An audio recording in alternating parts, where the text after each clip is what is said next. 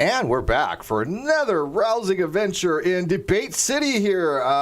Yeah, if you guys recognize a couple faces here, well, actually, Ahmed, you're actually the one back from last time. But we're going to try this again. We're gonna mix it up a little bit. We've got the wonderful, the amazing, the brilliant Tony Reed with us.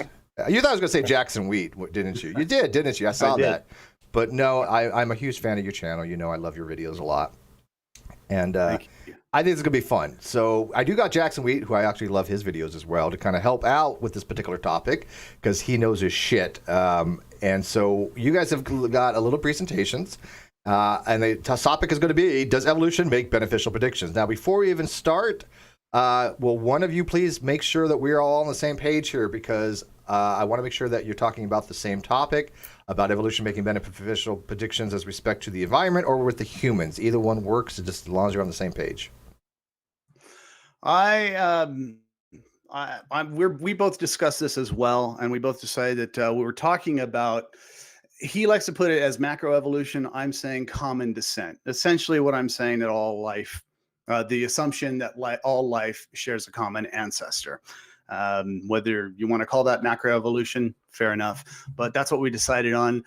And so as far as to the environment or to people, I kind of have a bit of both in my presentation. Ahmed, you good with that? Yeah, so it's the whole thing about believing that, you know, you have common descent with modification by random mutation and natural selection. This is what we're looking at, not small adaptations in species, but the bigger picture. Yeah. Awesome. All right. So believing or accepting that make real beneficial real life applications to humans. Sounds good to me. All right, we're going to dive into this. Let's get going. Who's going to go first here? I guess, well, I mean, I don't think Ahmed can go unless I have something for him to say that's not true. Is that makes correct? sense. No, I'm okay. Well, you guys are going to be, you guys definitely be kind of arguing both positive cases, you know, but in your own schema. So anyways, how about we let Tony go first? Is that cool? Finding truth? Fair. That works for me. So I got to relearn myself. Go ahead. Typically, the affirmative would go first, so I would go for Tony first, sure. Yeah, typically you're right, but you guys are both making well, in this particular case, he's making the affirmative, you're making the negative. But do you mind? All right, so I'll be happy to start. Go ahead. You don't mind if Tony goes first? No, I don't mind. Awesome. Let's do this. Okay. So I guess I'm starting. Before I get started, though, I do want to say thank you to both Jackson and Steve McCrae, fans of both your channels. Both of you guys, when you guys have videos coming out, first thing I do is put it to the top of my list. Did I get disconnected? No, but I think Ahmed started. Tony was going to go first, so he's going to present first. Did we decide? Am I confused here? Okay, I'm not confused. But I do want to say thank you to Ahmed. This is we've had a pretty good road up to now, and so I'm going to go ahead and get started now. And so, can you guys see my screen? Is it started? Yes, sir. Yet? Yes, looks wonderful, amazing, perfect. Okay, so you're going to probably see my mouse down here because I'm just using the picture displayer, the picture user. But at any rate, the topic today is whether evolution makes beneficial predictions. Now, in our own conversations, Finding Truth has already stated creationism isn't meant for real-world applications. So for those people who have asked for this discussion, we're focusing on the applications for evolution, whether it's true or not. Now, when we discuss an application or scientific application or scientific prediction, we're talking about the confirmation of a scientific prediction made by the theory. And this is how new discoveries and real world applications are made.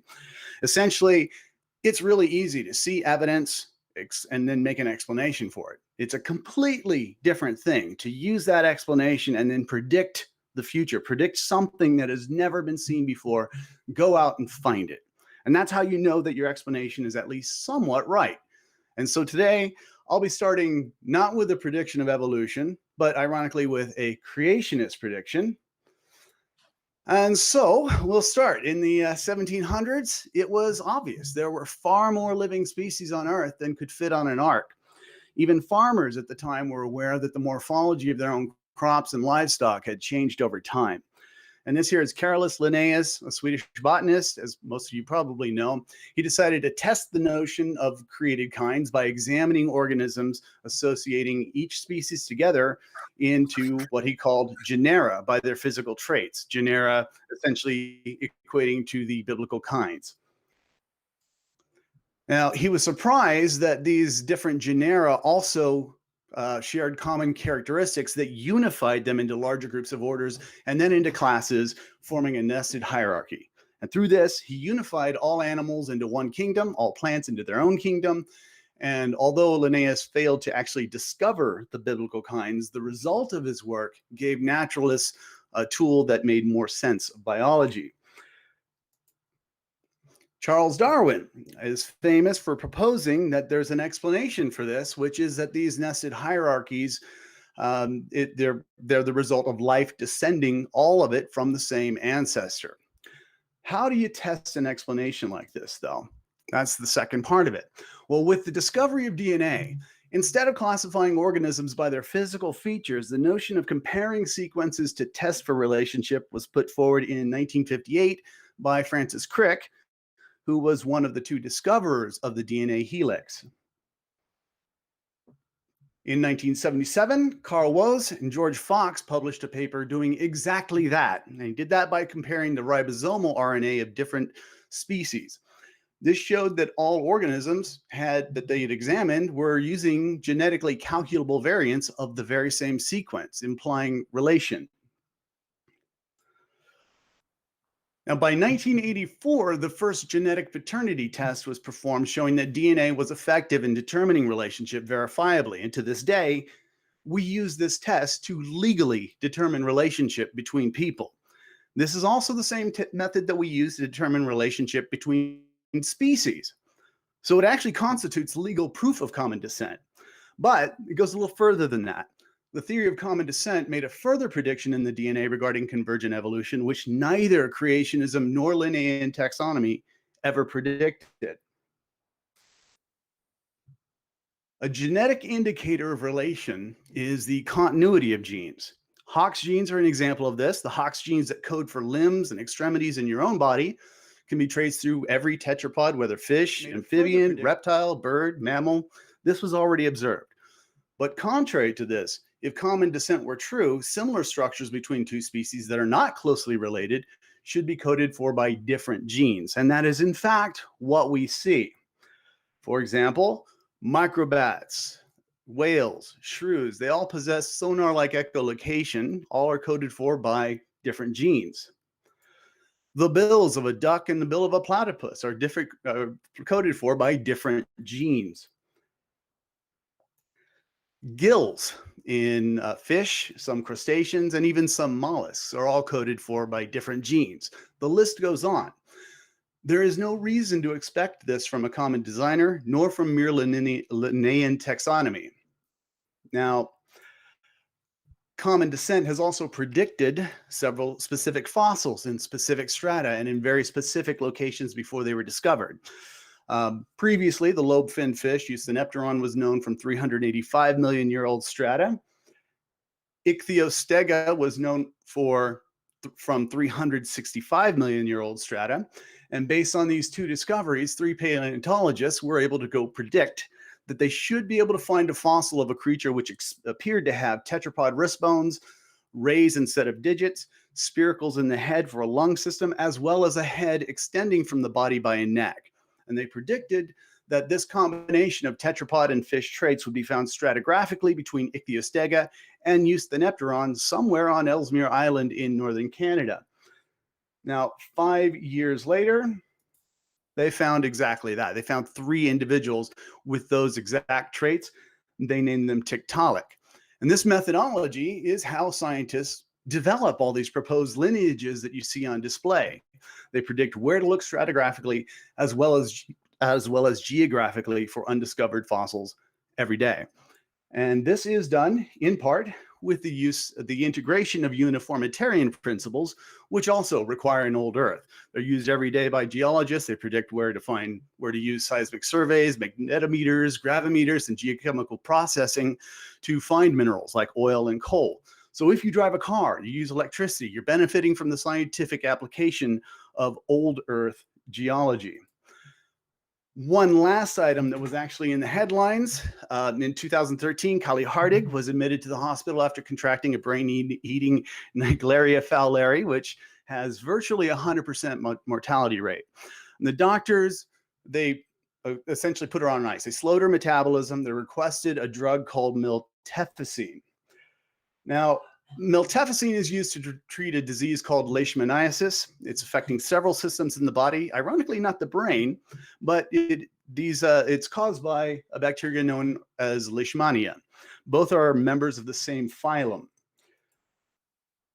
The assumption that these two species were distantly related had been used to propose this treatment for Naegleria by Frederick Schuster and Govinda Visvesvara in 2007. The 2000 incident with Kali Hardig was the first ever treatment, and it saved her life. So essentially, the assumption of common descent saved life. Even in electronics, random mutation, natural selection are actually used every day to design better electronics, mechanical systems through what are known as evolutionary algorithms. This method of design allows minuscule mutation and selection to test the product, the function, and efficiency of random designs through repeated generations of the product. So for example, also in 2007, a team led by Pierre Legrand at the University of Bordeaux, France, developed an evolutionary algorithm to configure the electrodes for cochlear implants. I have that in the lower left. Legrand's team took just 1.5 days to configure an optimal pattern for one patient, and their doctor hadn't succeeded in over 10 years. The use of evolutionary algorithms is actually so effective that critics argue that the technique may lead to designs that can't be properly evaluated, since no human understands which trade-offs were made and therefore where failure is likely. So it's actually a better designer than intelligence.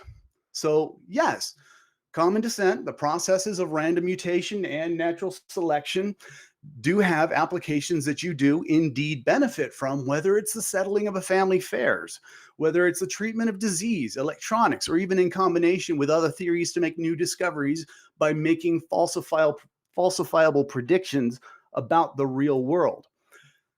So no, evolution does not hijack science, as my opponent has claimed. All of this was accomplished by this simple process on your screen right now that we call the scientific method. So even if you accept creationism 100%, you're still benefiting from the confirmation of these predictions, whether or not common descent is true. And that's my presentation, my friends.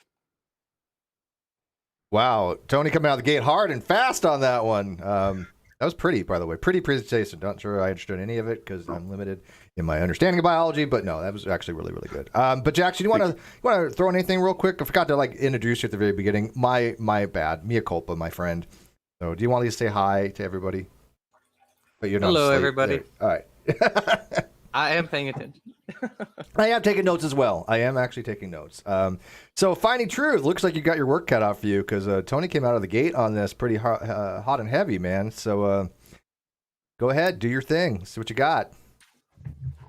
All right. So thank you, Tony. Nice presentation. So let me go ahead with mine.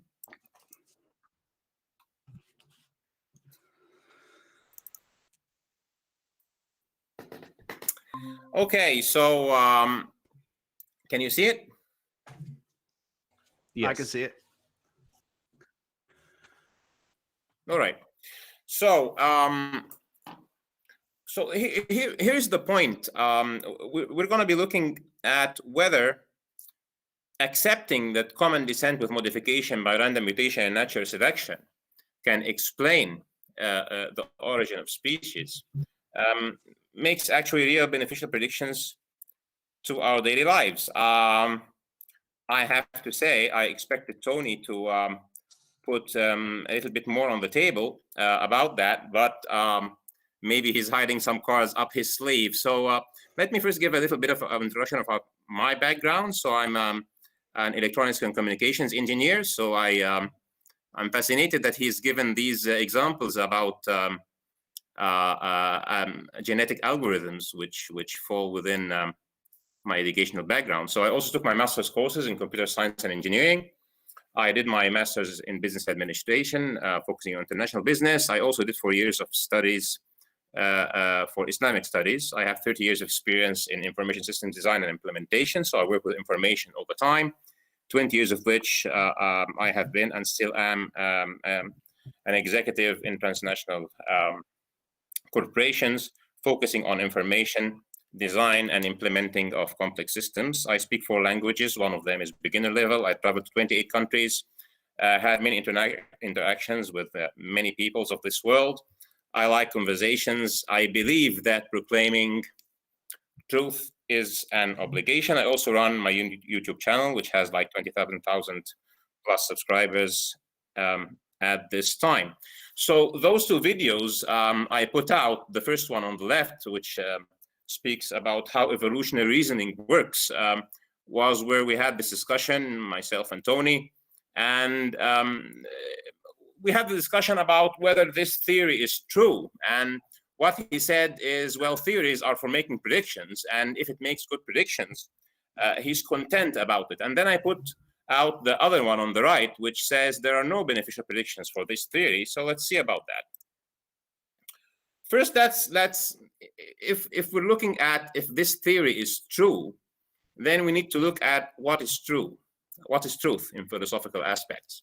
So people would generally go 3 ways there. I am one of those guys who think that truth is what corresponds to reality and what is coherent.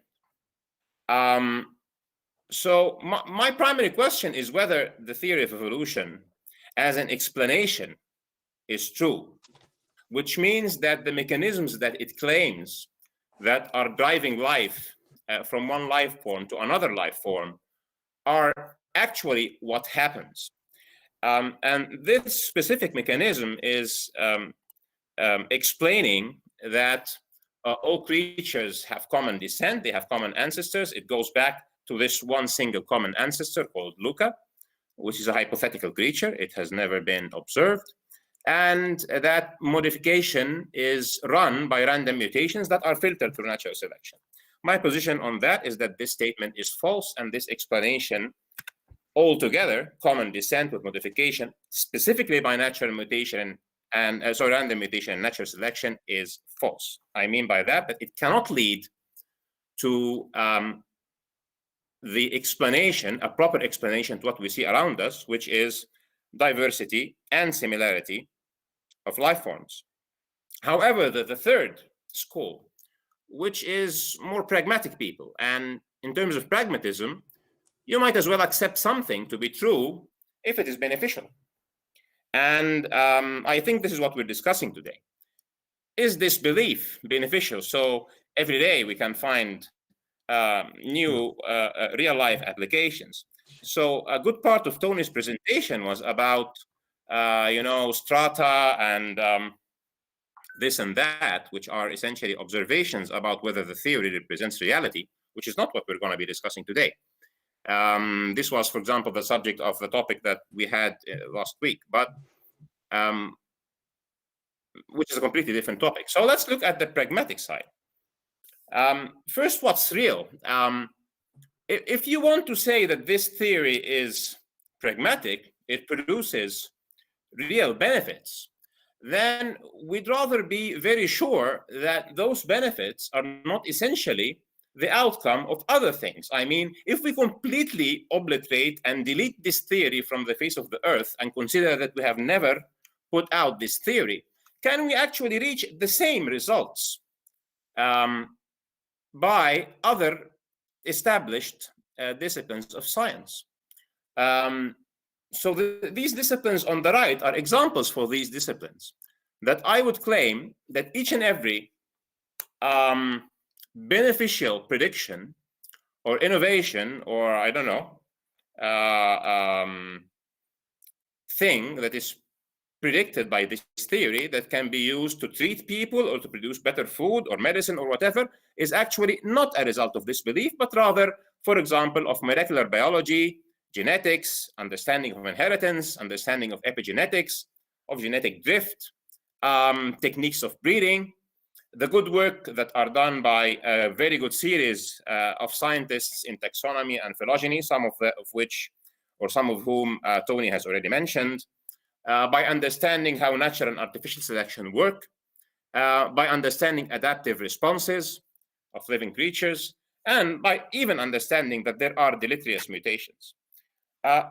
I'm claiming that the theory of evolution is hijacking those achievements by broadening its spectrum to an extent that under modern synthesis, under neo-Darwinism, the theory has, there is an excessive use of this word over evolution, and extrapolations are made to the extent that things that are totally not related to the aspect of random mutation being filtered by natural selection is being attributed falsely to the theory. Why do I reject that the theory is rooted in realism? Since Tony made some remarks about that, I'm going to go very fast here, because this theory claims to explain the origin of species. That's what it's all about. And it says that this is a result of random mutations and natural selection. And it's been 150 years since Darwin put together his theory. He didn't know about genetics, but we know about genetics now. We know also about epigenetics and about so many other things. We have computers, we have models, and we have so many things. So I'm putting here 12 aspects, 12 things that we should expect if this theory is true, and what we actually find. And I find that all of these 12 are not true. So this theory is not rooted in realism. But since this is not the topic of this discussion, I'll skip fast through this and then go to what is typically claimed to be beneficial predictions of this theory. So, for example, since mutations are running the show and we have common descent, we should expect to find all the major transitions of life explainable through this random mutation natural selection thing. However, we do not have explanations from the theory for how Luca is there, what is the path taken from protocells to Luca, which is not abiogenesis, because abiogenesis, there is a gray line there where abiogenesis actually stops. But if we consider a protocell living, so why do we have a single common ancestor? How did life move from prokaryotes to eukaryotes? And we had a discussion about endosymbiosis last week, and I'm still having another one, maybe focused on that. This is not explained by mutations. How did eukaryotes become multicellular? How did sexual reproduction come into the stage? How did the different types of mammals, placenta, for example, ones, come into existence? Is all of this explained by random mutation and natural selection? There are no plausible explanations for this. We expect, number two, we expect to see a smooth gradient of evolution without any surprises. And maybe soon enough, maybe with Jackson, we'll be talking about Cambrian explosion, but it's not the only event where there are sudden sprints or spurts. And this is not consistent with an expectation of a smooth gradient, because mutations are random events, and random events don't run crazy suddenly. And even if it's like 25 million years or 30 million years of the Cambrian explosion, it is nothing compared to 4 billion years of life. I don't believe in young Earth, by the way. I don't necessarily believe in young Earth. Whatever science says is the age of Earth I'm fine with. So 30 million years is nothing. And this kind of jumps, quantum leaps, is not what we expect if random mutations is running the show. We should, number three, expect innumerable transitions. And we don't find those innumerable transitions. The ancestral lineages of extant creatures are essentially blank. And you only have categories of creatures, but we cannot trace those categories through specific fossils. We have a very, very sparse lineage. We also expect to find that the genetic mechanisms that run DNA are very forgiving about mutations, but they're not. We have very sophisticated error correction mechanisms. So if mutation was driving life, why does life try to correct mutations all the time? Doesn't make sense. We also, number 4, but it's actually number 5, we expect that mutations would operate when they happen, but we even see mechanisms in genetics that would mute mutations when they occur. So it says something about how life looks at mutations when they're occurring randomly. It doesn't like it. We expect that there are abundant examples of beneficial mutations, because because you have very simple organisms that grow into very sophisticated organisms. So beneficial mutations should be abundant. But we have very, very few examples that are proven to have been beneficial mutations, which is quite surprising. We expect that since randomness is driving the show, that there is abundance of what some people like to call junk DNA, or DNA that doesn't do anything. However, when we look at very simple organisms like prokaryotes, simple comparing to others, we find that junk DNA, what we call junk DNA, is not that much. And in human beings, it was claimed that like 98% is junk, but the more we look, the more we find that it's not. So I'm wondering how random mechanism would generate that much meaningful code. Doesn't make sense. We should expect that non-coding DNA stays non-coding and does nothing, but every day we find that non-coding DNA is not really non-coding. We expect that efficiency should not be pronounced. Living things should not be efficient, but the efficiency that we see in living things is actually amazing. The energy conversion cycles, etc., we learn from nature, how we learn from the efficiency of nature. So it is very intriguing. When we reach up to the human being, we find another spurt. Language, intellect, and free will cannot be explained by random mutations. I'm wondering if random mutations is running the show. Why would we even accept anything that our mind tells us if it is a product of randomness? Maybe we are all not thinking straight, right? So these are 12 predictions rooted in realism, not in pragmatism, that we should expect that this theory resolves through random mutation and natural selection, that I find it doesn't. So engineers like me look at things that work. If this thing is true, it should work. And engineering is about the science of an art of serving humanity. And in engineering, for example, still, if something is not rooted in realism, like Newton's theory of gravity, for example, so the guy said there is a force. And then Einstein said, no, it's not a force, it's bending of space-time. But Newton's theory took us to the moon, and Newtonian mechanics just work.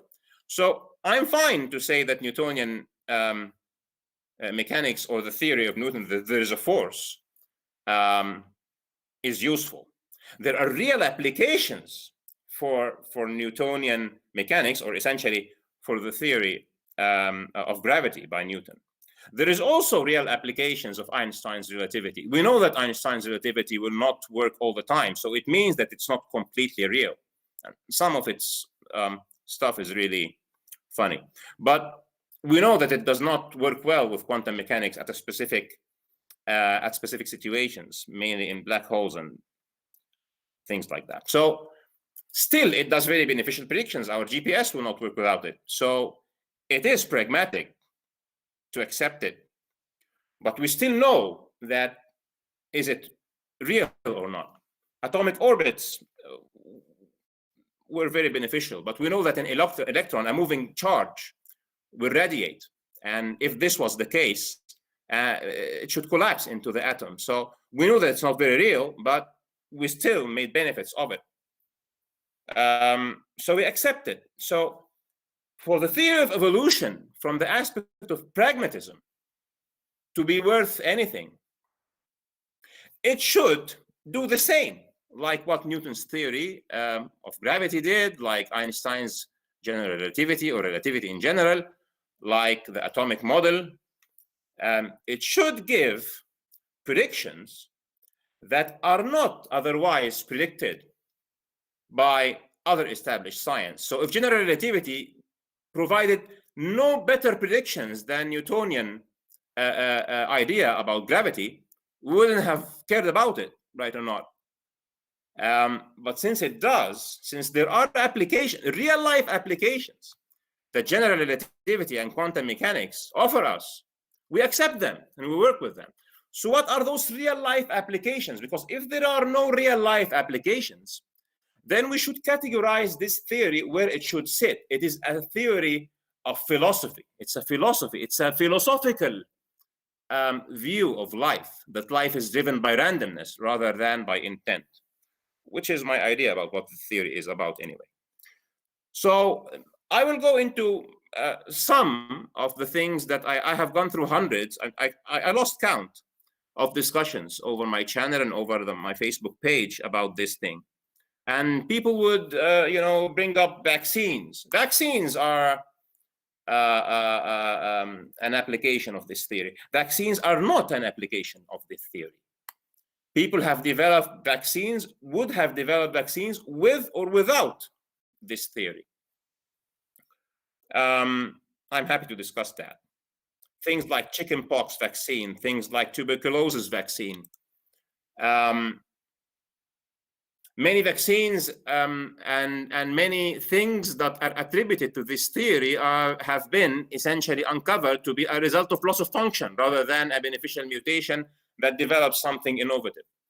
And what the theory is about is a continuous infusion of new information in the genome of living creatures. So if the theory is going to regress into saying that some of these peculiar statements that less is more, okay, loss of function is giving benefit to some creatures under some circumstances.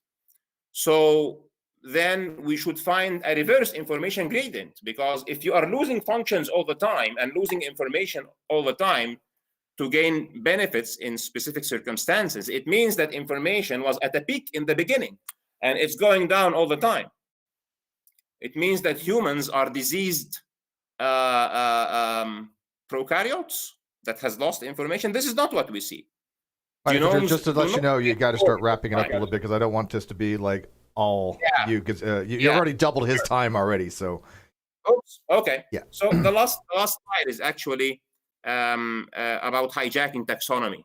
So when things look alike, it doesn't mean that they're coming from a common ancestor. We can essentially build taxonomic charts or classifications for cars as much as we can build for living creatures. Doesn't mean that cars are coming from the same common ancestor. And many cases, even actually, I expected that Tony would mention Carrie Hardig. So it is not. This is a case of homoplasy, not of homology. You're treating one pathogen with a medicine that is useful for another pathogen, because both pathogens share biochemical features. They do not need to be coming from a common ancestor. They're just taxonomically related, which does not necessarily mean that they're coming from the same common ancestor. Life, as we know it, is based on purpose and design for what we build. And when we look at a car and we look under the hood and we find a piece in the car, we know that it's there for a purpose, and then we try to know why it is there. If you have your car broke in the middle of the road, you know that nothing there is by chance, and this makes you inquire. But if you believe in randomness, I would say that there will not be. I would be very surprised if Tony can put on the table an application where somebody said, okay, randomness will happen, and hence this is my invention or this is my application. I would say that essentially the effect of this theory on humanity is causing a state of mental laziness, because whatever we do not understand, we say that it's there randomly, or it's vestigial, or that it is of no function, and it is a remnant of something else. And the more we learn, the more we know that this is not the case. Right. So I would be very, really glad to listen to real life applications from Tony, and we see where we can go from there. All right, sounds good. Well, let's do this. Tony, I'm going to let you kind of take over from here to ask the kind of questions you want to do, and dive into any of the massive amount of things that he laid out there, because it was a little overbearing, the amount of directions that could possibly go. And maybe Jackson can kind of guide that a little bit too. So go ahead, Tony. I'm going to turn this over to you, Tony, because he got plenty of time. So you direct it in the way that you want to go, as far as attacking his argument or giving more evidence for yours. Sound good?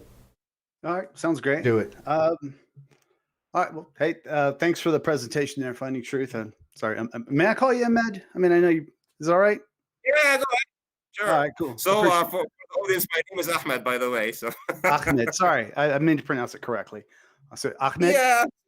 I know the H is difficult, but Ahmad is okay. Yeah, I have a family that's half Jewish, so that particular sound is familiar to my vernacular. I just in America, people tend to drop H's a lot, so I know what you're talking about.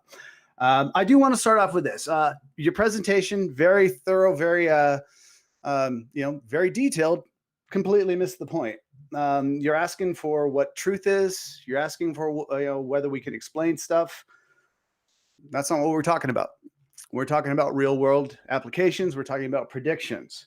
Your refutation of Callie Hardig, whether evolution is true or not. I'll grant you, even for the sake of argument, I've even told you in our personal arguments, for the sake of argument, I'll grant you that evolution is 100% wrong. And I'll grant you that creationism is 100% correct. And yet still, whether evolution is true or not, whether it explains everything, the situation with Callie Hardig was in fact predicted by people using evolutionary theory. Now, maybe they were wrong. Maybe you could have used another method, but you didn't until after it was already fixed.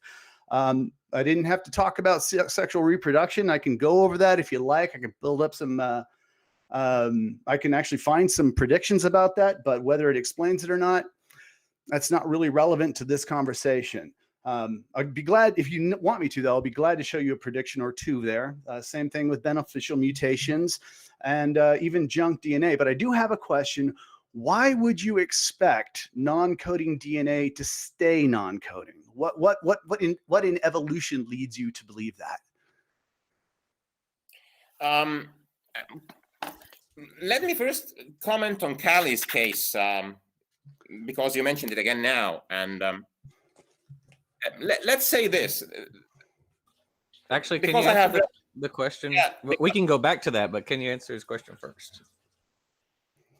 About the non-coding DNA? No, about why you would expect non-coding DNA to stay non-coding. Why would you expect it to never be codable again? I'm sure if I said such kind of a statement, or maybe I do not understand your question. What you said is if evolution were true, we would expect non-coding DNA to stay that way. I believe those are your words, like almost verbatim. Okay, so what I said, actually I can refer to the presentation easier. What I said that if evolution is true, then we would find plenty of junk DNA and plenty of non-coding DNA that will remain non-coding. And because there will be, the backdrop of the whole scene is randomness. And if randomness produces things that are complete nonsense, that are not used for coding or for anything else, it's okay. But what happens time and time again is that the region of the genome that is seen as doing nothing is getting less and less. And that is doing something is getting more and more. So I think that evolutionary theory or evolutionary proponents or people who accept evolution, specifically by random mutations, accepting this is just an argument from ignorance. Whatever we do not know, we call it not functional or non-coding or whatever other name that we would like to give it, that will essentially imply that it is there because, life is a mess and biochemistry is a mess and mutations are a mess. And the more we know, it shows that this is not the case. So you look at introns and extrons, you look at regions that were thought to be completely rubbish or results of transpositions and duplications, etc. And the more we learn, the more we find out that they are not like that. And there was this ENCODE project that we even mentioned in the last debate. And when scientists there said that the human genome is 80% functional, they were screamed at, and they reduced that to 60%. But when you look to the other belief that it's 1.5%, only functional, it's ridiculous if there are those two estimates. It says to me that the argument of inefficiency, the argument of imperfection, the argument of junkness, the argument of non-codingness, because we were laughing about this S thing before the thing, is an argument from ignorance. It is not something that represents reality. And the more that we keep on believing that these things are there by chance, the more we are not looking seriously into them. And these things, if we look seriously into them, I'm sure that we will find cures for diseases. I'm sure that we will find cures for disorders and for what have you. We're not doing that, or we are doing, but we are pretending that we're not doing, and it's not serving humanity. So what I'm saying is that the belief in evolution is retarding humanity rather than advancing it. Okay, so here's the thing. If you're saying that evolution predicts that, you're the only person who has ever said that.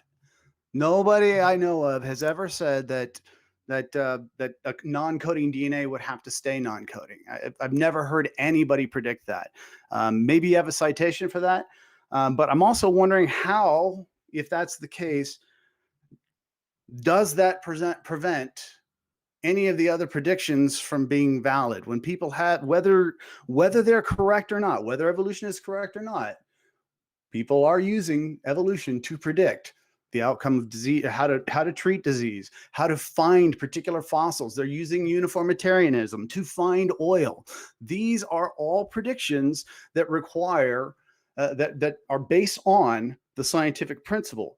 Whether it's true or not, I'll grant you all day, even though your representation of junk DNA is, you're actually seeming to kind of argue against junk DNA and argue for genetic entropy. And at the same time, you're contradicting them both. And we can go into that on another debate. But today, the conversation is about beneficial predictions. So I definitely disagree with you that is a prediction of evolution. I've yet to see anybody make it. And even if it was, it's still not part of the subject. The subject is, does evolution make beneficial predictions? I presented a few in my presentation. Can we address those, or do you have another method of going about that? Maybe you have more references to the historical nature of what I presented? Absolutely.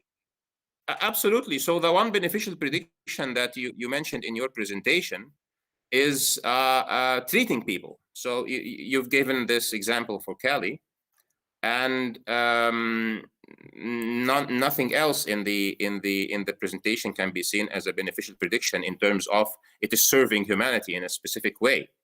Some of it might have some epistemic value that you say, okay, this is an explanation. It shows, it gives more evidence to the theory, but these things fall in the realism side, that you find this fossil, this place, so you are able to predict a fossil, you are able to predict a transition form, then maybe your viewpoint is correct. I can say that the evolutionary model, which is driven by random mutations, is not the only model that can predict these fossils. But since we're not discussing this, let's look at serving humanity. So if we're looking at serving humanity and you have a patient, and this patient has that pathogen, like the example of Cali, and somebody says, we do not have a treatment for this pathogen. So what should we do? Let's look at the phylogenetic tree, or a tree of pathogens or of microorganisms that relates microorganisms versus their biochemical features. And we find that other pathogen, I can't remember, the one was Leishmania or something, cannot remember its name, maybe you remember it better. Leishmania or fowleri. Yeah, it's correct. Yeah, so that was the other pathogen. That one is on the taxonomic tree related to the brain-eating microbe that she had. And somebody says, if this specific chemical or this specific medicine can kill that Leishmania, it can kill the one that she has. What does that have to do with evolution? If you know that my skin type is like your skin type and that this lotion works on me, you can expect it to work on you. It doesn't come as a necessary condition there that both you and me are genealogically related. We're sharing the same grandfather, for example. If my skin and your skin have the same biochemical features for whatsoever reason, then it can help us. If I am black and you are black and this sunblock would work on me, it might work on you. If we have this completely different color, maybe it doesn't. It will not serve that we are ancestrally related or not. It sure does not serve if this ancestral relation is coming from random mutations. So this is the thing. Likewise, I think, for example, Muslim scientists in what is so-called medieval ages have worked on taxonomy. They did classifications of beings. Other scientists have did classifications of beings.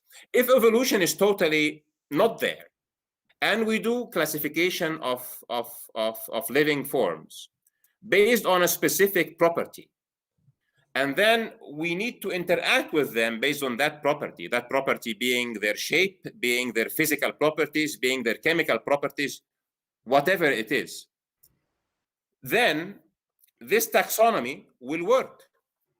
If, for example, you know that this is an electric car and the other one is an electric car, then probably you will expect that this one, if it's broken, if you understand that one car, you will be able to fix that other car. It is not a condition there for you to be able to do this, that those two cars are from descending from a predecessor car or precursor car. This is not a requirement. So the question is, again, because you are advocating this, that believing in random mutations and natural selection will make us make innovations and benefit humanity in a way that is not possible if we do not accept it. So what is this real life application that we can have? This is the question. That cannot be predicted by something else. Okay, here's the thing. Just because when we say something that cannot be predicted by something else, the best we can say is that it hasn't been predicted yet by something else. I mean, for a long time, Lamarckism made predictions, and evolution makes a lot of those Darwinism makes a lot of those same predictions, and that's really the difference. But again, I'm not saying that evolutionary theory is the only way to make predictions that are beneficial. What I'm saying is evolutionary theory does make beneficial predictions. I'll grant you all day that it's wrong. I'll grant you all day that for even that I'm wrong, even though I think it's wrong here, but I'll grant you every day that non-coding DNA should never become coding a DNA ever again. But at the same time, I'm telling you that people have made beneficial predictions, not just with Leishmania. That's just the one I use for the opening. I can go over how other diseases are treated, how the evolution of viruses over time actually make a difference. But here's what I am going to definitely address on your accounting of Callie Hardig, is that no, it wasn't that they were that well related. They're in the same phylum. They're as related as you and I are to alligators. I mean, we're just, well, maybe a little bit closer, but I mean, they're as distantly related as we are in that way. They are the reason why that happened. And I attached the papers in the comments, so hopefully either Jackson or Steve will be able to post those. But it wasn't just a matter of these two are related, therefore we know it's going to work. What Visvesvarga did was actually use that she took a chance and tried that treatment on 3 other microbes that were more closely related to Naegleria fowleri, and found that that actually worked on them. And so therefore she assumed, because of them, that these other the diseases like Leishmania or Leishmaniasis would actually be treatable. That was an evolutionary prediction. You can say she's wrong about evolution all you want, but the fact of the matter is the prediction occurred. And that was the whole point of this discussion, just to show that it's actually made beneficial predictions. This conversation began by me challenging you to show me how creationism can make beneficial predictions, and you told me that that's not the point of it. But that is the point of this debate. So can we get back to that? I mean, do you want to go? Do you want to discuss the details of that, or do you need some other time? Maybe at another debate we can discuss the actual details of Hardig. I'm fine discussing the actual detail of Hardig, because essentially what happens there is that somebody tried a medicine that works on a similar pathogen, and it worked. It is like you use an antibiotic because you know it works on bacteria, and you hope that that one specific antibiotic you're trying will work also on the bacteria that he has. And what doctors do is that they do plenty of guessing, and they hope it works. So it's not only in the case of Hardig that doctors do that.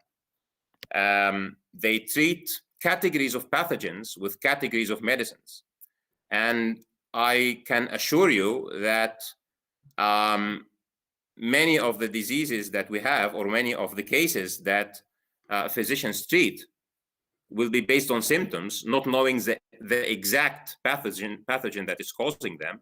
And they just hope this one antibiotic or the other one works. And since they do not know which one works, they might as well prescribe 2 or 3 of them, hoping that one of them will catch it. And then if none of them catches it, they will be clueless. Maybe if they are out of them, the patient will die. If he has an antibiotic-resistant bacteria, then hard luck. So I'm not sure what is really remarkable about the Cali case. It is the way that physicians treat pathogens that they do not know about. They do trial and error. So this was a nice educated guess from somebody who thought that this pathogen looks like the other one.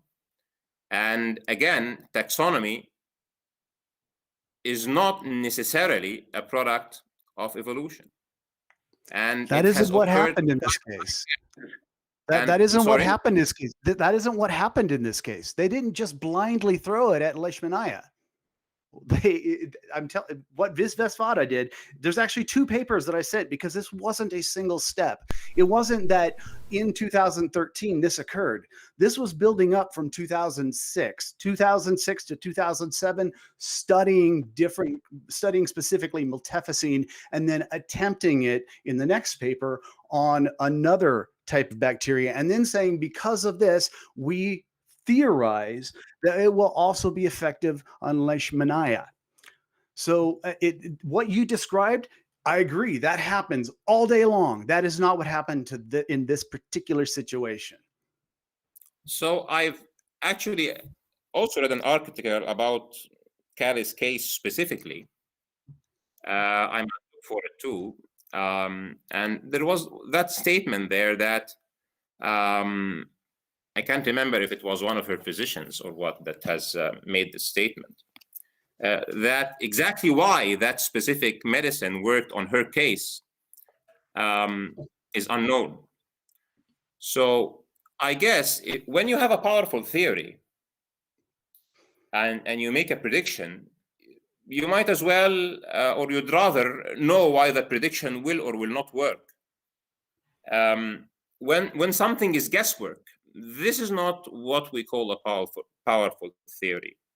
And once again, taxonomic and phylogenetic trees change all the time. And they change based on different criteria. At a point of time, they were based on morphology. Later, they are based on genetics, and with systematics, etc. They are getting refined. And even when they are based on genetics, it depends on which part of the genetics that you're using. And so what I'm hitting at here is that if it's guesswork, it is not really a theory that makes predictions.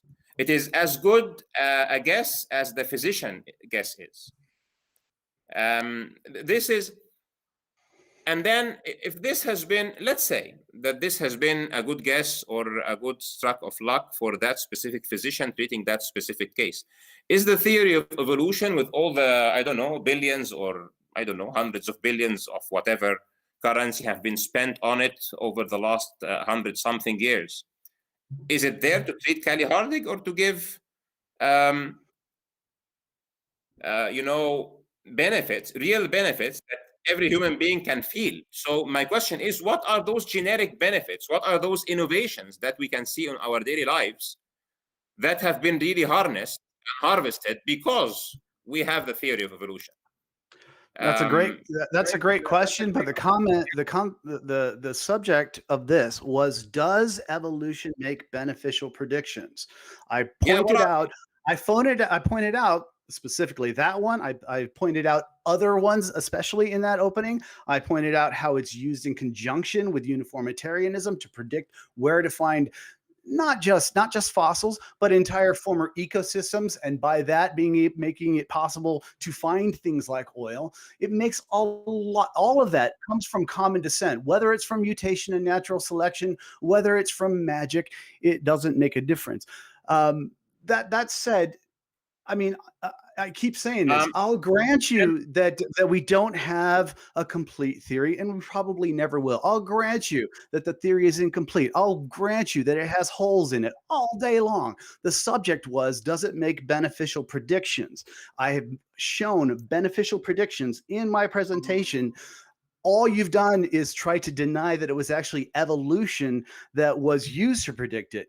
I'll grant, like I said, all you're concerned with is evolution true. And, I don't know for sure, but I can use it reliably. Can I share with you one of the articles about her case? So since you really like to go through her case, so this is an article about her case. Do you have anything peer-reviewed by any chance? Because I presented 2 peer-reviewed articles. I don't want to get hang on. I don't want to get too much in the weeds on this particular case, this article just narrates what were the medical procedures, because you're insisting to look at that. So it says here that Callie was treated with antibiotics and antifungals, and a catheter was placed in her brain to reduce swelling. Her condition worsened. So it doesn't look like very good predictions were made there, right? It was like guesswork, and she had to be intubated. At that point, critical care, Dr. Gerald W. Green lowered her body temperature to 34 degrees to further reduce swelling with OK of the CDC. And Callie gave Callie an anti-parasite drug, Miltefosine, a German drug not approved for use in the US by the Federal Drug Administration. So that was a real great prediction. So I'm not sure why that was the case. Anyway, so it was developed to treat breast cancer, but has been found to be effective against waterborne parasite that causes, this is the leishmaniasis. And it says here, why Callie has survived is unknown. With a single case, it's hard to draw much of a conclusion. We don't know if she had as much exposure as other people, and it goes on. So. And then it mentions here the Naegleria, etc. So, nothing you've said has refuted my point here. Essentially, I mean, what you've done is you've taken a truncated version, and I don't know. Have you ever been interviewed by the press? Has anybody in the news or any kind of newspaper ever interviewed you? I know that the press sometimes distorts what is said. They don't even mean to, and they also need to cut it out. They need to cut it down to make it more digestible. So what I'm getting at is I presented the actual work of Visvesvara, who's actually the person who hypothesized that Miltefosine would work. And they don't know why it works because leishmaniasis does not affect the body the way with the way Naegleria does. It doesn't affect the brain like that. That was a separate thing. So no, they don't know exactly the physical cause of it, but the only indicator they had that it might work was the fact that the theory was that they were related. That was it. That is where the theory came in. The theory of common descent saved her life, even if it was a mistake, even if the theory is wrong. That prediction came from the theory of common descent and was then administered. All right, let's ask this real quick, and then I want to get Jackson in here real quick because you guys are really getting in the weeds of this particular topic. So let me just kind of cut it off there and say, finding truth. What theory would you have used to determine that the Miltefosine would work on this particular type of amoeba, if not for some kind of understanding of phylogeny and common descent? What theory would you have used instead? I would have used an already existing taxonomy, and it depends on what I am trying to treat. If that taxonomy is, for example, do you think that antibiotics, whatever that kind of medicine is, it is known exactly that each specific bacteria is that specific antibiotic is effective against it or not? No. The process that was used for that case is more or less the process that is used to treat different patients. Physicians use drugs that are biochemically effective against categories of parasites. This is what they do, or pathogens. So the medical science, when Fleming put antibiotics on the table, it was not because he was studying evolutionary biology. It was because he found that penicillin has this biochemical effect on staph. This is how it worked. And then he found that it has biochemical effect on other kinds of bacteria. And then the bacteria adapted to penicillin. And then methicillin came into place. And then vancomycin, etc. And you would hope that methicillin would treat other kinds of bacteria. You don't know. You just know that they are bacteria. It might work, it might not work. This is how medicine works. And bacteria adapt not because they evolve, it is because they are sharing genetics, and they're giving themselves those wild cards all the time. There's horizontal gene transfer. And this is because they have it in their genes already. It is not driven by random mutations. And this is why when a new drug comes into the market, it becomes ineffective in a few years. And this is why antibiotics now are under so much scrutiny for overuse. Because the more we use it, the more the bacteria will get its wild cards up its sleeve, and it will share it. And the ones that do not have it will die out, and the other ones will spread. And this is why antibiotic resistance is all over the place. It is not because of evolution. It is because we did not understand the great engineering that is there in the bacterial genome. And the way that this thing reacts to all attempts to kill it says that there is great ingenuity and great information there. And then we later find that this antibiotic resistance is there in bacteria found in very deep strata that are way before our discovery of antibiotics. And this is why medicine treating parasites and pathogens like this is just guesswork. So the question now is, if this is a theory that makes beneficial predictions, how come we still cannot treat very simple things? We've talked, well, many people think that viruses are not living things anyway. But even with viruses, we have flu has been there around for like 100 years. We cannot treat it. We have this and that. We cannot treat the very simple bacteria, even the one that Fleming has created penicillin to treat. Now the ones that MRSA we cannot treat, which has just expressed genes against penicillin and then against methicillin, etc. And now we cannot treat it, and we're just, very afraid of what can happen tomorrow. So what is in operation here is understanding of biochemistry and of genetics. If there is to be a useful science to treat pathogens, whether they are bacteria or viruses, it will be understanding of genetics, of epigenetics, horizontal gene transfer, and of biochemistry. Nothing else. Evolution has no role there. This is what I'm saying. These are the real powerful scientific disciplines that can treat. All right, let's let Jackson go ahead, because I want Tony to respond to that. And Ahmed, so hang on one sec. Go ahead, Jackson. So Ahmed, you are aware that antibiotic resistance can occur even in the absence of horizontal gene transfer? I'm sorry? You are aware that antibiotic resistance can develop even in the absence of horizontal gene transfer? Yes, it can occur because of loss of function.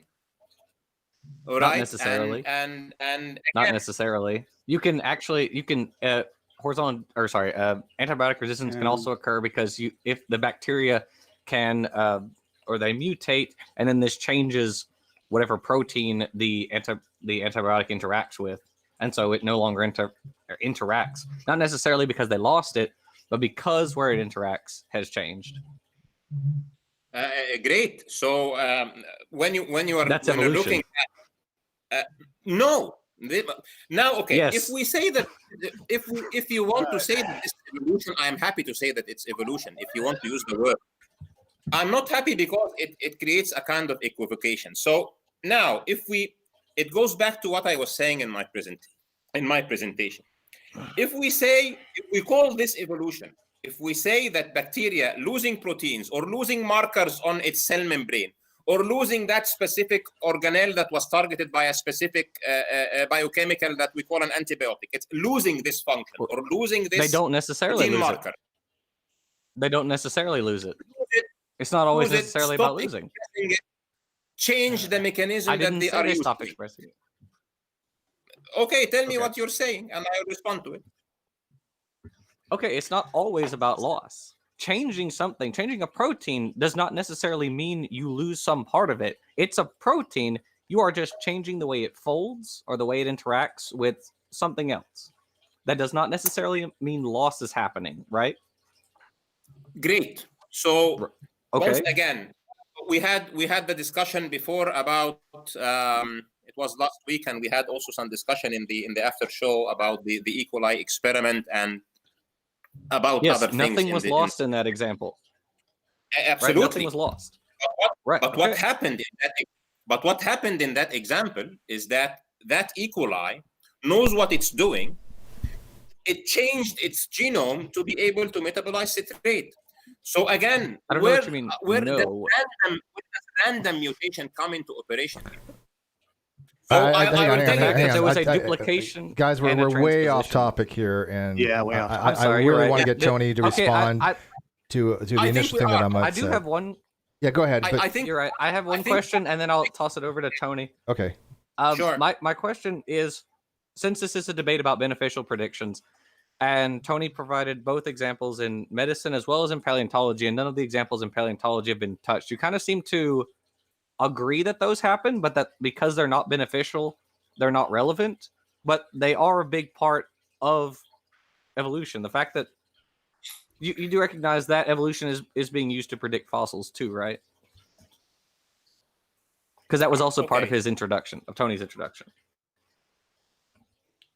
Okay, so predicting fossils is not what I would call something beneficial to humanity.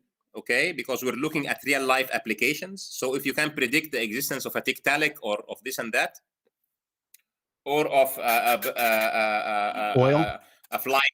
flying dinosaur with fingers or whatever that is, this is not what we are calling predictive power of a theory in terms of being pragmatically rooted in truth.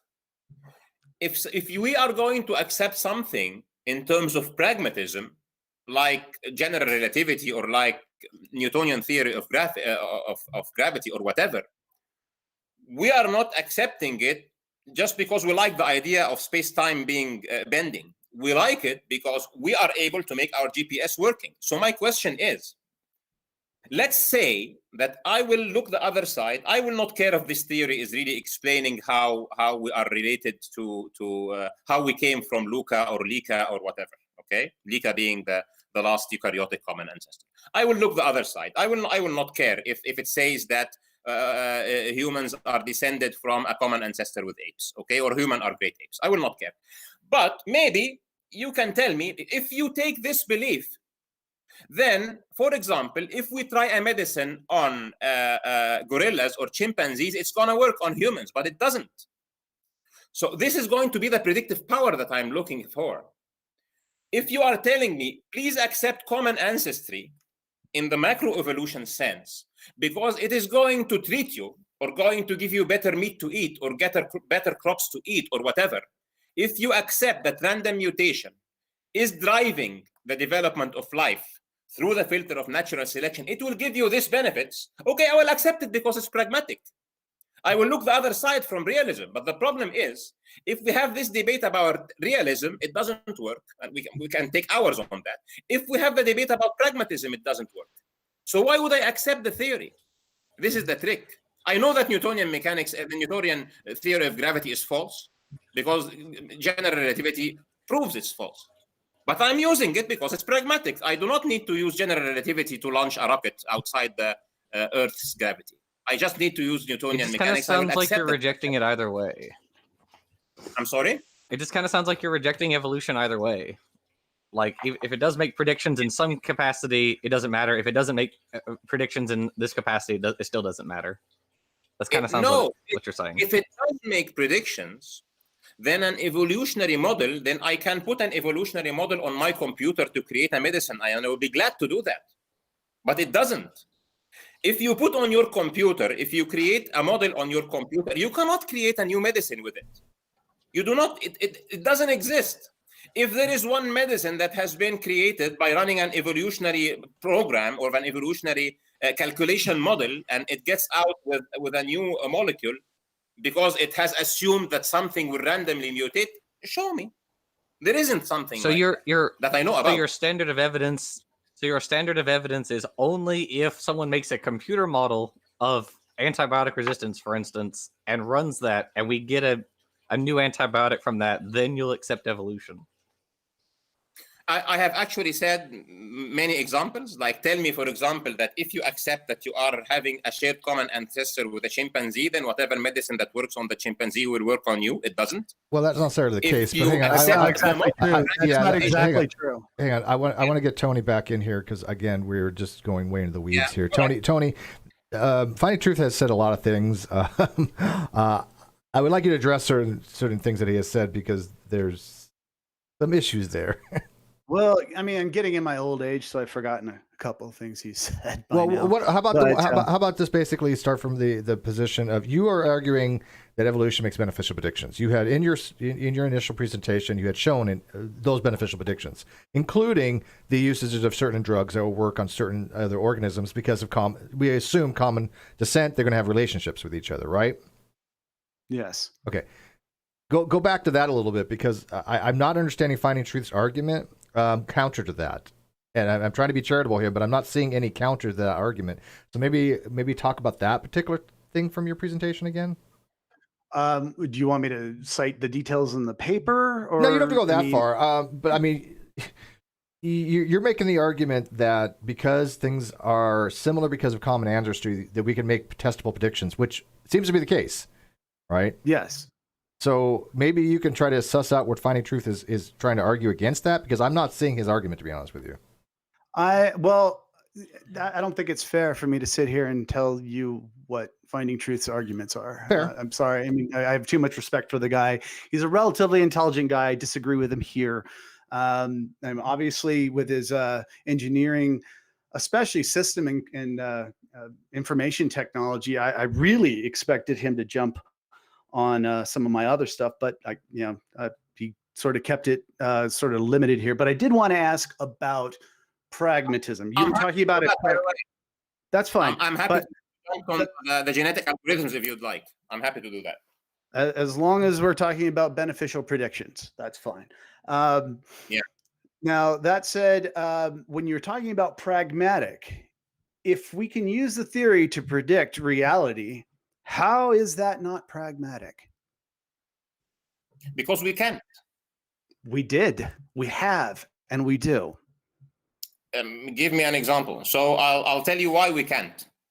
Okay. So, like I gave the example of knowing exactly where to look to find what eventually was branded as Tiktaalik. Knowing that it was there, even though nobody had looked for it or had any idea where it was. There are thousands of fossils that I have covered in my entire series.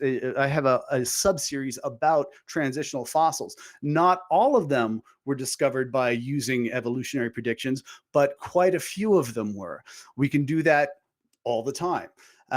So that's one thing. We can predict reality, even if it's a minuscule reality. How is that not pragmatic? Okay, so pragmatic is about predicting things that are beneficial in practice. So Where if somebody did puts that come out from? It says the definition of pragmatic is dealing with things sensibly and realistically in a way that's based on practical rather than theoretical considerations. Now, before the theory is tested, it is just theoretical.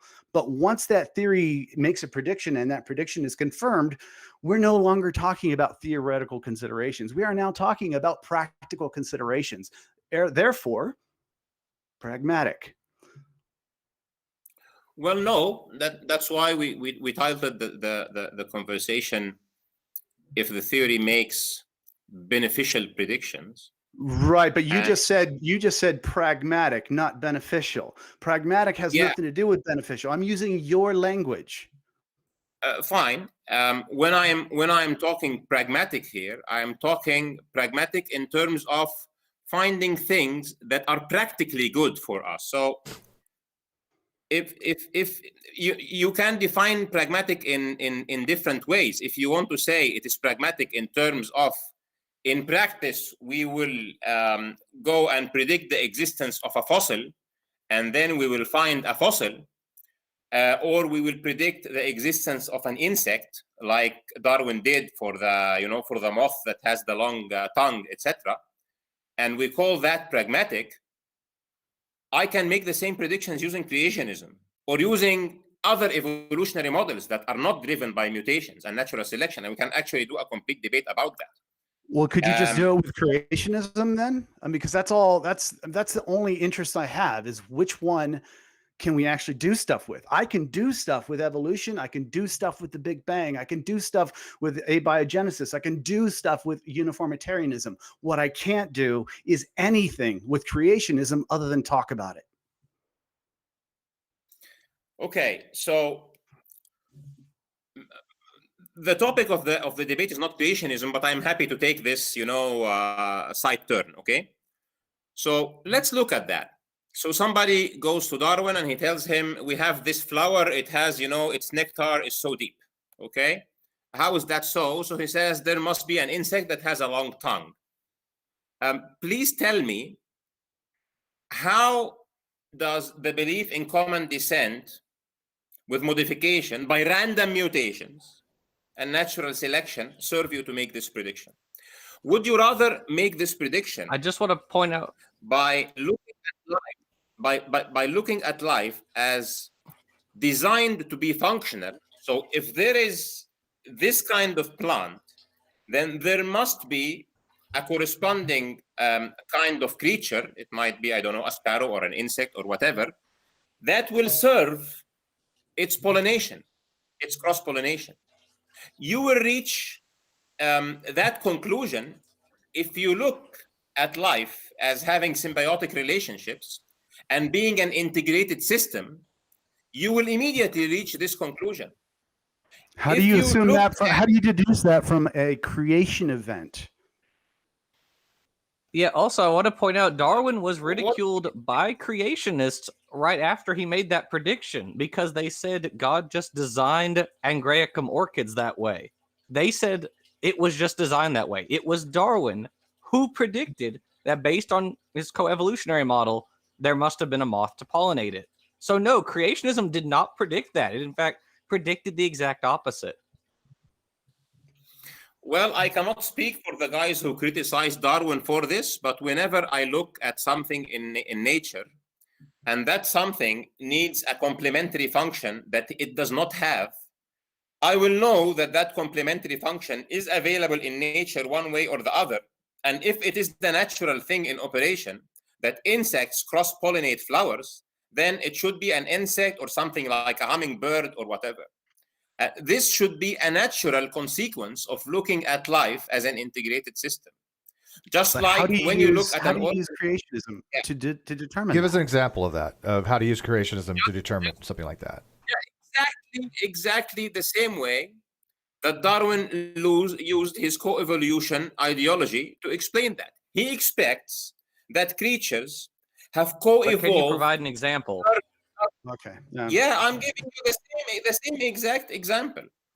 If you look at a flower or at... Okay, but it wasn't predicted by creationists. It was predicted by a scientist. By the way, Darwin said that God breathed life in the first cell, so he wasn't against creation happening at one point. That's Maybe you are. yeah. That's not what I asked though. Well, how about we try this? How about we try maybe. this? So hang on. Somebody try this. So Yeah. Tony had mentioned, Tony, you talked about them finding a very specific fossil at a very specific location. Tiktaalik, I think, was your example, or was it something else? Yes. It was Tiktaalik. Okay. It was Tiktaalik. Okay, so Tiktaalik. So how? Let's ask Finding of Truth. How would you, if you said, "Hey, we want to go find this fossil"? Tony has explained how Neil Shubin would have done it, and how they would have used the facts that there's common descent. Steve, can I stop you before you ask Sure. that question? Absolutely. Because I think I know where you're going to go. You're going to probably ask him, how would you have used creationists Yes. to predict where Tiktaalik was? But that's not the correct question. Okay, go ahead. How would you use creationism to even believe there would be something Fair like enough. Tiktaalik there? Great question. Okay, so let's look at that. So you have mentioned in your initial discussion or your initial presentation that my position is already that creationism is not there as a scientific theory to make predictions. Okay, so I am not coming to the table with the idea that there is this scientific theory called creationism. Creationism is a backdrop of a belief system. What this belief system provides is that life is not here by chance, and hence it is not driven by random mutations. It is driven by intent and purpose. Now, would I, sitting on this chair now, if you tell me, can you predict that there is a Tiktaalik? Can I predict Tiktaalik by creationism? No. I must have an alternative theory where I would predict how morphologies will appear in certain biological or geographical or weather conditions, or in certain ecosystems. Now, a theory that will be a rival theory to evolution, and I am talking now about evolution in terms of common descent with modification by random mutations and natural selection. So you will be invoking natural selection here, that you would expect to find a Tiktaalik in a place where its traits are going to be selected for. There will be positive selection towards it. Now, the whole premise here, the point of contention here, is how Tiktaalik arrived to the stage de novo. How is there Tiktaalik? The point of contention is, does Tiktaalik occur or happen because random mutations to genome of a precursor creature caused it to occur, and then positive selection fixed it in the environment? Or that Tiktaalik was designed to match that specific place, and then hence it occurred? Now, how it is designed, there will be the more Christian creationism thing, that all creatures have been created in this fixed way, specifically on whatever day of the creation, and they were there all the time, etc. In my religion, I do not have to take this position. In my religion, I know that God designed things. I would be glad if you tell me that, for example, reptilians or amphibians have this common ancestor, and this common ancestor unfolds or expresses its genes over large epochs of time according to changes in the environment. But random mutations is not involved there whatsoever. There is no random thing, whatever, there. And I will give you the parable. Now, I do not have the funds, I do not have my lab, I do not have my team to go and really dig behind this and prove it. But I am telling you that there are rival theories, and that are the basic premises of random mutation, explaining things fails at every critical fork of life. Whether you can predict by understanding geology and geography and ecosystems that this specific creature has the right traits to be existing in that specific place, in that specific strata, I cannot really see the causality there between random mutations driving life or not. This is the point of contention. Randomness is the point of contention. My point of discussion here, coming from a creationism background, is that God does not create through randomness. God creates through intent and design. That's the whole point. So you look at an embryo, you look at a fetus, you see it unfolds. You look at an insect, you find it goes from an egg into a larva, into this, into that, and then you find that the caterpillar becomes a butterfly. Great.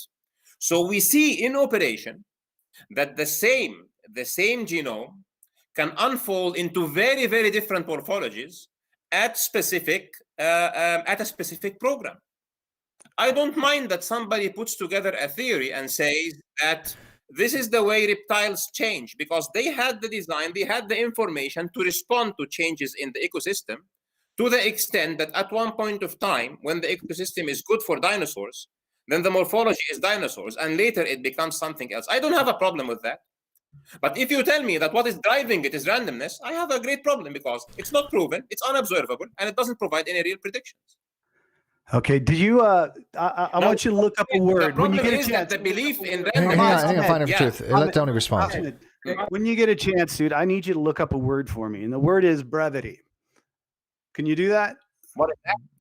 Brevity. Brevity. You didn't need to take up all of that time. This has been an hour and a half conversation. It should have been over 45 minutes ago.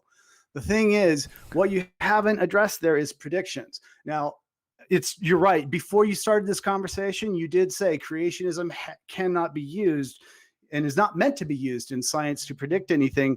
But then in the course, the only reason you got off onto that was because in the course of this conversation, you said you could use creationism, and maybe you just said it off the cuff.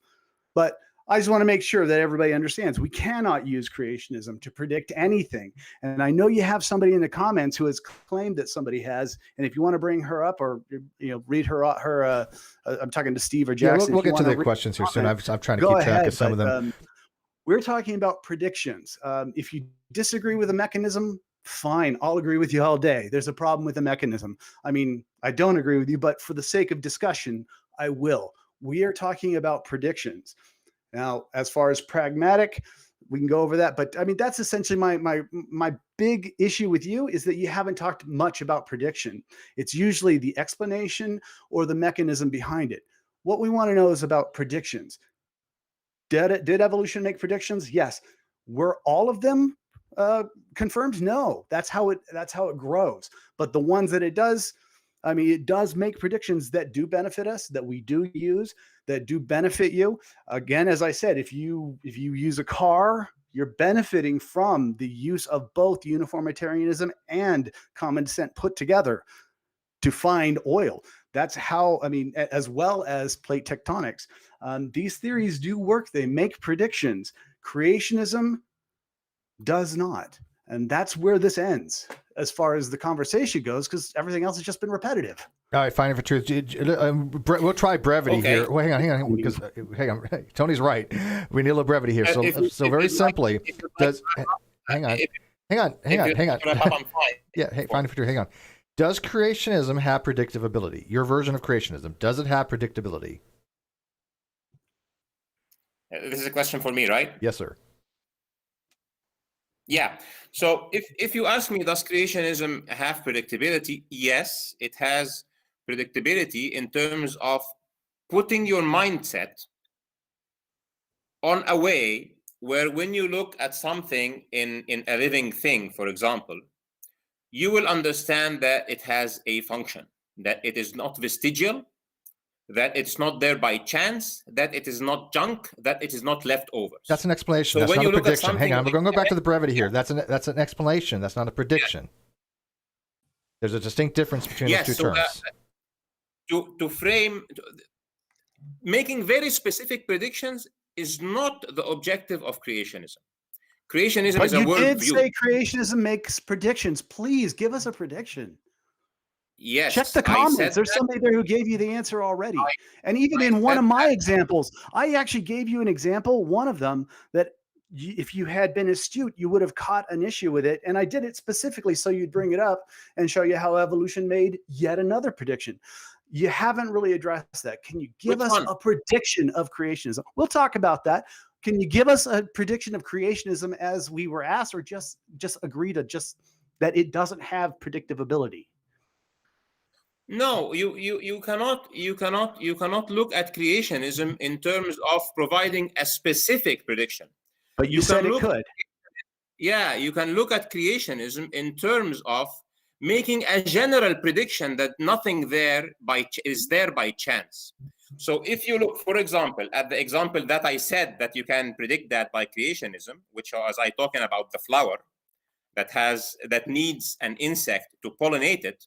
Yes, creationism can tell you that if this flower exists, there needs to be a counterpart to pollinate it. You don't need evolution. You don't need to invoke random mutations and natural selection to do that. You will know that if this flower is there, if this thing is there, it is part of an integrated design, and this integrated design will cater for it. And this is where creationism has to stop. It will then push you to do the right research to find what and where that insect is. But creationism is not a scientific theory. Creationism is a belief system and is a mindset. This is my position on that. So I'm not in an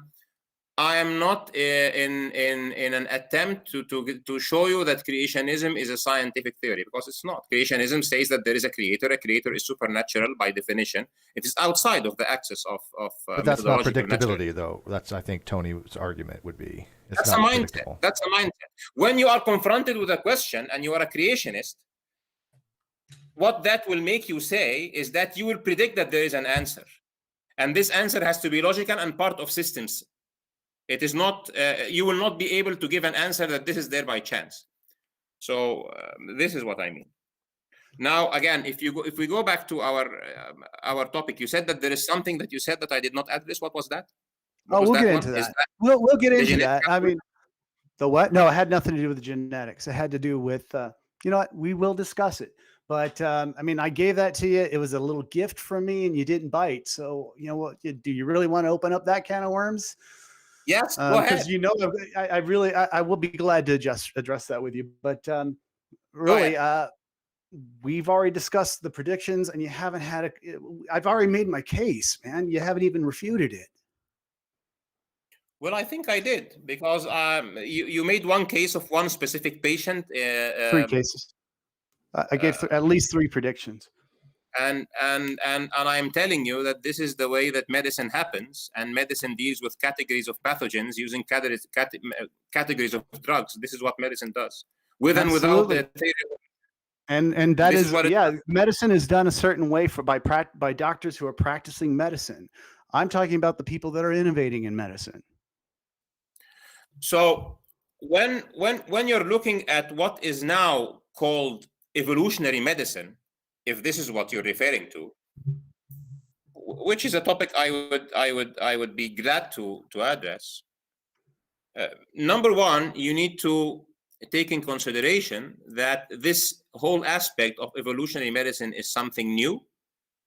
And when you look at its core, you will find that evolutionary medicine will be looking at, for example, what were the ancestors of the human being. No, you're going off topic again. You're going off topic again.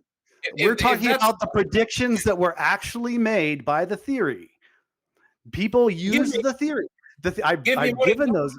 I've already listed 3.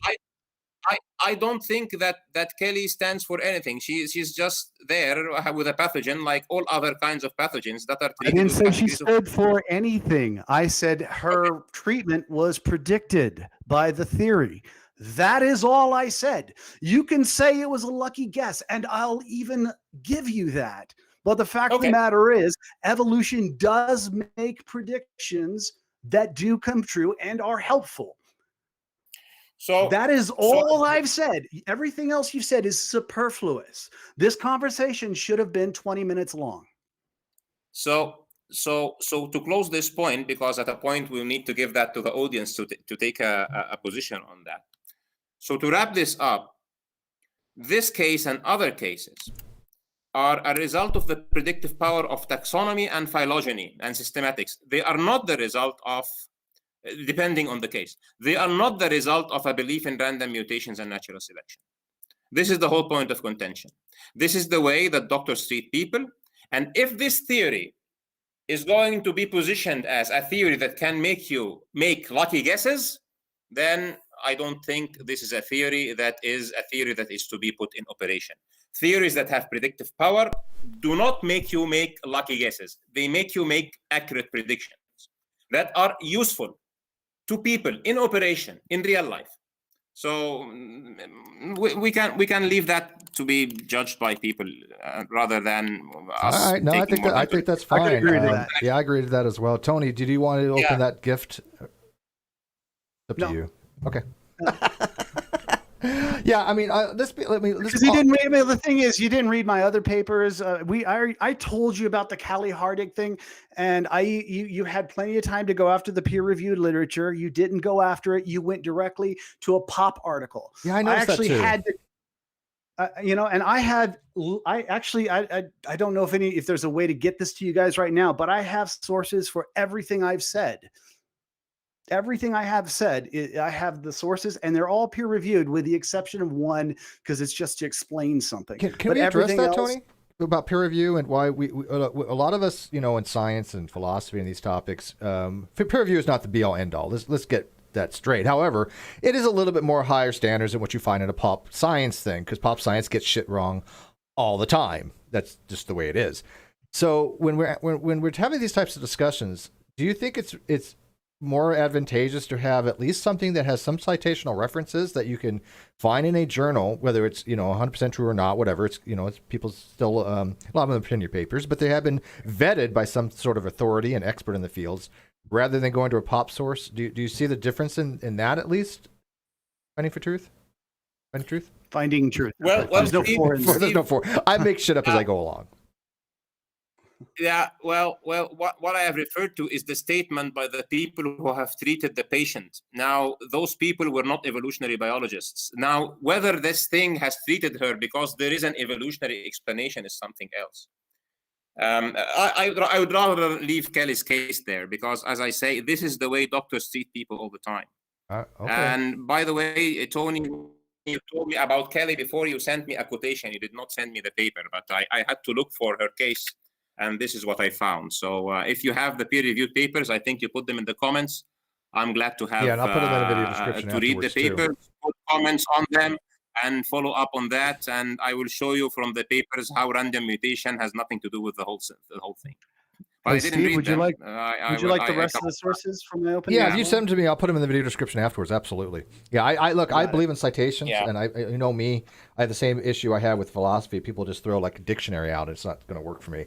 A couple quick It's questions. interesting that you say that, because actually at the beginning of this, finding truth as opposed to finding for truth. I know, sorry, because I'm always going to get them confused with standing for truth, and I don't mean to. You're epic. No, you're epically light years ahead of standing for truth. Let's just get that on the table. Completely different. Yeah. So yeah. But finding truth started this with his credentials, and they're respectable credentials. They impress the hell out of me. On the other hand, I can come to this debate. I don't have the credentials. My degree is a doctorate degree in divinity with a focus on apologetics. It's going to be absolutely useless in this conversation, or pretty much any conversation I want to have for the rest of my life. But what I do have is papers. I don't just cite things off the hip, because I'm always wrong. I have to use the professionals that actually have done stuff. So that's why I use my papers. That's why I make sure that even in my videos, I present the papers. So I want you guys to know that this isn't me talking. I'm just the messenger. This is what the scientific consensus has said. So that's kind of how I want. I don't like to present it as I'm not the one presenting. No, I get that. No, I get that. And we have a quick super chat. Danish debater, 20 DKK Krone, Danish Krone. Crowns, I think they're pronounced. Can we have a vote? Tony Wright, type T. Ahmed, type A. We have one vote for you there, Ahmed. So just saying, you got one. You got one. But all right. So he's got a couple more now. I see. Really, I can't. I see two. I see 2, 3, 4 now. Okay, so yeah, look, but most of them are T's. But anyways, that's a straw poll. Jackson, you got some questions for both of them? Because. I hate to say this, but I think this was kind of over the first 20 minutes. But what that? Tony, what is the one that you said they wanted me to bite at? He's not going to tell you. We'll discuss that another time. As soon as you do that, because you didn't do your homework on Hardig. I'm not going to do your homework for you on this other one. He's going to make you wait, man. It's just the tension, So when the release Other is there, it should be creationists have awesome. refuted me, and that's the reason why I actually baited you so that you would present that one, and you didn't. So somebody else is going to have to take the bait. By the way, it wasn't the HC2, was it? The what? The human chromosome 2? No. Okay. No, 'Cause I have another can I bring that up real quick and Jackson maybe talk about it for a sec? Would you be okay with that? Or you rather not? Up to you. He's No. not listening anymore. No, I'm asking you, Tony. If you don't. If you Oh, don't you're wanna bring asking. it up. Yeah. It's really more Yeah, up to your Tony. audience. Well, somebody in the everyone's audience paying brought it up. That's why. Oh, yeah, then by all means, Okay. please, Jackson. I mean, I'm all ears whenever Yeah, Jackson go ahead, talks Jackson. anyway. You take this one because I love human chromosome 2.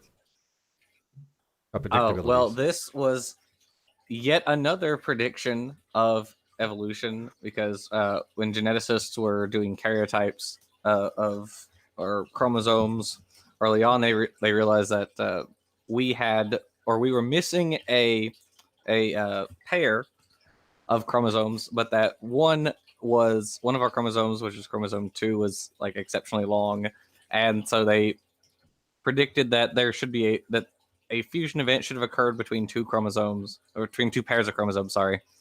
And then they looked for the telomere region as well as the vestigial centromeres, and they found both in human chromosome 2, verifying that prediction. All right, that's in a nutshell. So how would a couple different questions? How I think Tony said it the best. How would creation even go about to even formulate the question to where we would find those missing chromosomes? Well, they don't. They just deny it happened at all. Well, I think they've All their actually papers- changed something. I think they've actually moved away from that position. But as of recently, everything I've read of like Tompkins is just like, no, it didn't happen. There's no yeah, I think a lot of people fusion are. region, there's no I think vestigial some other centromere. people are avoiding Tompkins' particular approach on that. But okay, so finding truth. Well, fair enough. If we wanted to find out why we have a different diploid number than other members of the great apes, how would we go about doing that, and why? Why would we even expect there to be in creationism that there was some kind of fusion that existed on two chimp? I like that example. It is not a beneficial prediction by definition in terms of what we are discussing in this dialogue. But since we have put the lid on that, I'm quite happy to entertain it. So let's look at how this prediction was arrived at in the beginning. So you're starting from a standpoint where you are asserting that humans and apes share a common ancestor, and this common ancestor is obviously an ape. And apes have 46 chromosomes, so you have a problem. So how come humans are great apes and they have apes have 48 chromosomes? So how come humans are great apes and they have 46? So then you say, okay, since you are asserting that the ancestor is an ape that has 48, then there has to be a way that 48 goes to 46, and the way is that a pair of chromosomes fuse, or two pairs fuse into the 46. And then people start looking for which one. So how this is, it's not you're starting from a position where you are asserting common ancestry. Now, when you look at the reality of what was found, so you find chromosome 2 and you say that chromosome 2 is the result of fusion of those two chromosomes. And then you say, I expect to find two centromeres. One of them is a real centromere and the other one is a false one. I expect to find telomeric markers in the place of fusion outside of their place. I expect this and that. So when you look at what is there on the ground, you find that what is called centromeres and telomeres, the false ones, do not really have centromere and telomere sequences. They are like 70%. Oh my goodness. Wait. Well, I want to make sure I heard you correctly on that one. Oh my goodness. Can you say that again, please, for our audience? Because I have to go what when you said that? Yeah. So the way I remember this, we're discussing this without preparation, right? So the way I remember this is that there are 5 or 6 objections about this being the chromosomal fusion thing has happened. So for the sake of the audience, let me just explain them. So number one, you expect to find those two chromosomes fusing together into this one chromosome, which is chromosome 2 in humans. So you expect that chromosome 2 will have the combined length of both chromosomes. And the way I remember it is that there is 1.3 million base pair difference in the length of those two if you compare them. So I would really wonder, where did the extra base pairs come I don't from? know why you would expect them to be the exact same length. Plus, you would have telomeric shortening. But Yeah. Because they are the result of fusion. So if they are the result of fusion and the telomeres are in the middle, so the middle telomeres should not endure any shortening because they're not behaving like telomeres. Telomeres get that's why shortened from the they middle. fuse, because they didn't That's act why. as telomeres. Yeah, Yeah. exactly. They didn't Yeah. act as telomeres. They were degraded. And telomeres are not in the millions of the base pairs, and the difference is in length. The way I remember it, I'm not prepared for this, but the way I remember it is that the difference in length is like 1.3 million base pairs. So this is a lot. This is not telomere shortening whatsoever. It is. Telomeres are not that long. The second thing is that the telomere fusion site and the false centromeres are not exact telomere and centromere sequences. They are not the exact sequence. I do not remember the sequence, but I remember that if you compare base pair by base pair, these are not exact telomeric and centromeric sequences. I think the way I remember it is that they are 70%. Well, they're degraded, but they are similar to what TTA-GG. The telomeric repeat is a TTA-GGG. But Yeah. they're degraded, Great. but we So expect if they are degraded- well, hang on. We expect degradation because the telomeres didn't do what they were supposed to do to prevent telomeric fusions because they were degraded. So we would Right. expect there to be Good. pristine, a couple of pristine telomeric repeats, but we would also expect degradation of them. Is not would we not? Yeah. Predictable. So if you expect degradation due to mutations to them, then you should expect that none of whatever is in the telomeric fusion site and the false centromere is coding for anything. But the way I also remember it is that there are detected genes there. I don't remember if The they are in DDX11 the gene. false. Yeah. Called the There are DDX11L2, genes. That is a no. but it's so- non-functional. It's a pseudogene. Yeah, it's a. So, So now there's we a have right two next to sides of the. Okay, but right next, Yeah. you do understand, Ahmed, that right next to the alleged telomeric fusion site is a telomere-specific gene a pseudogene family. The DDX11. It's not crossing it. There's an alternative transcript that crosses it, but Yeah. that's not not the functional for canonical. anything. But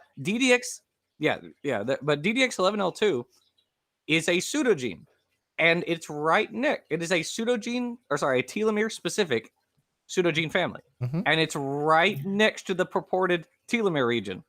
How do you Exactly. explain Okay. that? So now you start having two sides of the story. If this the way I remember it was in the telomeric region, not just beside it. So this is the way I remember it. I need to get back to the papers. But if you say that this is a telomere that is now different than the original telomere fusion site due to degradation, then you shouldn't find any genes there. Not pseudogenes, not functional genes, not No, dysfunctional genes. Why? That's not the case. Because how long is this gene? If it's a gene and you find this gene the way it should be, and you invoke randomness to create this gene, I find this quite remote. Tony, do you want to to touch on this particular topic, Tony? Because Genetics So, isn't really my specialty. So, let me just- Okay. and it's not really It's on okay. topic anyway. No, it's really not, and I agree. It was just it's one of those things about predictability, right? If you're talking about beneficial predictions, evolution would predict we would have to find some causation why we're two chromosomes different from any other member of the great ape family, and we find it. Not only did we find it, we found exactly where it was located. We found that what you call the false centromere, which is the pseudo centromere or the inactive centromere. We found it. It does have the telomeric repeats. It does have the DDX11 pseudogene, which is a family of genes that we find on other telomeres that exist. Clearly, that's a fingerprint. It is a telomeric fusion. Nobody, I think, argues against that except for maybe Tompkins, but even he, I think, he argues as a functional gene there, and as Jackson pointed out, there's no transcript from that particular gene. I would like to put something else on the table really here that I don't hear in this conversation that much. Let's say that humans had 48 chromosomes and they didn't have 46 chromosomes altogether. What should we expect? We know that we look like apes. It's a no-brainer, right? We do look like apes. So what do you expect when you look at our genetics? you expect when you look at two creatures that have the same morphology that they would have similarity. They will have similarity in their genetics, because this Tony covered that in his opening. yeah. So Tony covered this exact talking point in his opening. Yeah, I heard the part about the duck-billed platypus and the duck, etc. But the duck-billed platypus and the duck, the matter of the beak, I'm not sure if this is what you're talking about. But the beak of the duck-billed platypus is fleshy. It's not keratin. So I don't accept the argument. But let's go back to the humans and the chimpanzees, or the humans and the great apes in general. So the fact is, humans look like apes, and humans look like apes. You expect that there is quite a bit of similarity. We're not looking at a beak that is keratin and a beak that is fleshy. We are looking that humans do look like apes. So if we had 48 chromosomes, you will expect that those 48 chromosomes, they will have plenty of similarity. Now we know that the proteins, however, the expression of those chromosomes in humans, regardless if they are classified as great apes or not, and in chimpanzees and gorillas, the expression is quite different. Obviously, we don't have the same texture of skin. We don't have the same in many things. Protein, there are plenty of protein differences between humans and chimpanzees, and I do not want to quote the figure, but if I go back to literature, the differences in the protein expression of the DNA of both creatures is quite significant. However, we do expect that the DNA would be the same. So now I put a different thing on the table there. That the fact that we have 48 chromosomes on both sides, whether two of them are fused or not, and they have synteny, is not really surprising, because the morphology looks like each other.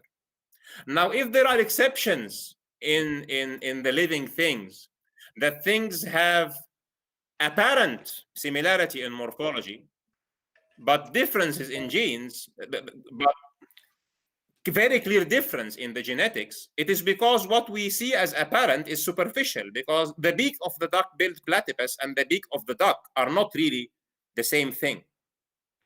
They are completely different. One is keratin and one is fleshy. So you expect that the genes have to be different. But the lips and the eyes and the fingers and the organs of the human and the chimpanzee are the same. So you expect similar genetics. But you expect that the different kind of skin that we have will have different protein expressions between humans and chimpanzees. So the message here is that I'm putting on the table, where is the rocket science? You have 48 chromosomes that create this morphology and 48 chromosomes that create that morphology. And my point of view, there is a fingerprint here, because every great ape has 48 chromosomes. Even I think most of the other apes, the lesser apes, they also have 48 chromosomes. They vary all the way from 40 to 42, 44. So the ones that are claimed to be our category, that we share common ancestor with, have 48. So why would a human being have 46? I think this is a kind of fingerprint, because my belief system is that humans are a separate creation. If I say that other things might be an unfolding of different spawning events or completely separate creations, specifically in the human being is a separate creation in my belief system. And in my belief system, God wants to be found. He does not want to obscure himself. He says, if you want to find me, look here and there. Okay, and one of the places. Hang on, you're kind of sermonizing a little bit at this point, real quick. Yeah. I think hang on. I think what would be to wrap that up real quick, because you're going along, and brevity is kind of important here. I would think, and Tony, I'm going to ask you this question. I would think that if there was a special creation, we would not find any evidence on any kind of human chromosome 2. We would not see the relationships we're seeing. It would be distinct and unique, rather than evidence what we would expect if there's a common ancestor. Well, if you don't believe that there's a common ancestor, why would you look? True. Similar morphological there would be no characteristics. reason to even investigate if you don't believe there's a common ancestor. I mean, and that applies to any kind of thing, though. I mean, right? I mean, any kind of gene. If somebody had mentioned GULAP earlier, and I don't want to go down the whole GULAP thing, but we have traced back the promoter, when the promoter was lost. We have found the places where that failed in other species, and we can show via phylogeny, this is what we expect if these things are related in this particular way. I also want to point out, and you got the references for this. I've already sent them to you via Messenger.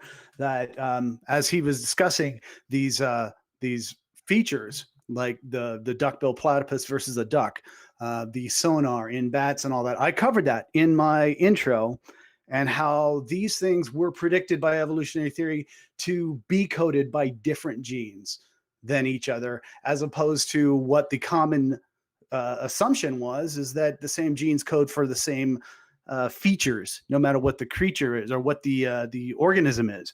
And so it's interesting that it brings that up as if it's just something casual to notice. We would have, and in his defense, we would have noticed this anyway had we looked. The difference is it was predicted before we looked. So there you go. Okay. Well, the point is that it has been predicted, but when you looked, did you really find two fused genes or not? This is a thing. Well, clearly, yes. But just to wrap up a very fast point here. If we adopt a model of random mutations that has brought up humans from an ancestral great ape, then again, according to the theory, we should expect a very smooth and gradual gradient. Why? Of great apes that have human features, which we don't have. Why would you expect to get a gradual gradient? Neanderthals are more human than apes. Where are the apes that exhibit a gradient of human intellect, human speech, and human free will? Why don't we have apes? This is another whole set of conversations that should be debated at a different time. Because this is the prediction of the theory. That is not a prediction of the theory. Yeah, that's not a prediction I'm familiar with either. Right? So if they are happening randomly, they are building human traits gradually. This one random mutation after that random mutation after the other random mutation. So we shouldn't find abruptly humans who have the intellect to take on this conversation while we have the best great ape, which is the chimp, is still eating bananas and sitting on trees. Where are the great ape civilizations that have inscriptions on caves and that have built cities and that have built villages and that have built boats? We don't have these things. We have a lot of them. They're called. There's a lot of like Homo erectus, Homo habilis, Homo habilis. These are all humans that are apes. Those are apes. Those are not. They are apes. They're literally apes. They're in the same group as apes. I'm looking for creatures that are like chimps. Why would you expect that? I know no evolutionist theory in the world that would say something like that. None. Of course, because when there is a gap in the theory, when there is an obvious gap, people just look the other side. Why don't we just? Okay, so I want to make sure that we're clear here. You're saying that the evolution makes a prediction that evolution theory never makes nor would make. Can you go again? You're saying that evolutionary theory is making some odd prediction about apes that it would never make, and because it doesn't make that, you think that's a flaw in the theory, because it makes no sense to make that prediction. I'm saying that the mathematical consequence of having a model based on random mutations is that any change has to be gradual. I'm also saying, not only me, Darwin said that there should be innumerable transitions, so it is not only me who is saying. And this is why you are looking for transitionary fossils all the time, because you should expect transitions. Now, traits like human beings should give great survival advantage to the extent that the real transitionary links between human beings and apes should not be a Lucy that is extinct. It should be great apes who have language, who have free will, and who have intellect. I'm not trying to be. I'm not trying to. Yeah, I just don't understand why this even makes sense. Because this is what gradient is about, Steve. No, I understand gradient and punctual equilibrium, and I get all these concepts, but I don't know anywhere in evolutionary theory what you just said would ever be something that's even remotely makes sense or predicted. It's just not. It makes no sense to me. Yeah, so no one is making these predictions that you are claiming. Because they're nobody is making them because they do not exist on the ground. Do you know why? That's okay. The reason no one is making them is that that's not how evolution works. That's why they're not making them. It would be akin to me saying, hey, look, isn't how it works. I'm going to make the prediction that gravity predicts that if I drop this, it's going to float up to space. That's a weird prediction. It doesn't. why are paleontologists looking for a missing link then? Because you What? expect that there to be a missing link. What is a missing link? Okay. Why do you make a festival when you find Lucy? Why? Well, wait, hang on, wait. What is a missing link? Because I've heard that term since I was a kid in the 70s, and it has no value then. It has no value now. So, what is a missing link? Why is there any seeking for a transitionally fossil altogether? Why? Tony? Wait, he's asking why is there seeking for a Transitional form. Transition altogether. Why? Isn't it because we expect that there are gradual transitions, or what? We wouldn't say gradual, but we definitely would expect a midway point between two potential expressions of morphology. So, Excellent. like I pointed out, when we look at Ellesmere Island, Nunavut, we saw one fossil, we saw another one, and if we were going to test the hypothesis that one is related to the other, one perhaps is descended from the other, we should expect to find that a transitional between them. Yeah. And but that doesn't mean it was gradual. So I am putting this to you. If there is a transition, would it only be transition in the shape of the skeletal structure and the shape of how the thumb is the morphology of the hand and the thumb and it's standing straight? Or there should also be transition in terms of the brain capacity and language capacity? That would depend on the immediate environment. I'm sorry? Yeah, it's not That necessarily. would depend on the immediate environment. The selective pressures. Evolution doesn't have a goal. It doesn't mean Yeah. to make you smarter. And to be very frank, there are certain organisms on the planet that make a case for us to say that maybe intelligence isn't really the key to success as a biological organism. Perhaps it is, but Yeah. I mean, I don't mind, except that the objective is already achieved. Human beings exist, so the ultimate goal. But if the selective pressures change, we wouldn't, right? We could. Do you agree that we could become an extant species anytime if the selective pressures change and we could not adapt as a species to it? We would die out. We will probably kill ourselves. Not the environment. Fine, but I mean, biologically speaking, we are mammals. Mammals have they have an expectant death time. I mean, mammals don't last very long as a species as compared to like some other populations as a whole. I don't mind if the environment changes and we go away, but this is not the issue. The issue is we have reached intelligence. Intelligence has definitely helped us survive and colonize this planet, and we're now thinking of colonizing other planets. Now, it is obvious that intelligence has worked fine for us because we have reproduced and multiplied and occupied this whole place, and we're destroying it. Now, for those great apes that we are putting in cages in zoos now, okay, we are looking for the change in morphology. We are putting all those skeletons here and there. Here is the change in morphology. Here is how it happened. Here is this one becoming more straight, and this is how it changed. We have no idea how those other apes are going to change a million years from now. None. Did the sudden change in human brain weight and the complexity of human intellect come as a spurt? And why? Is it a single mutation that caused it? It is not. Actually, there were a couple mutations that were involved. There were a couple mutations involved in the involved in how the so like the other great apes have a sagittal crest because there are muscles that attach from like the top of their head to their jaw, and this is why they have such powerful jaws.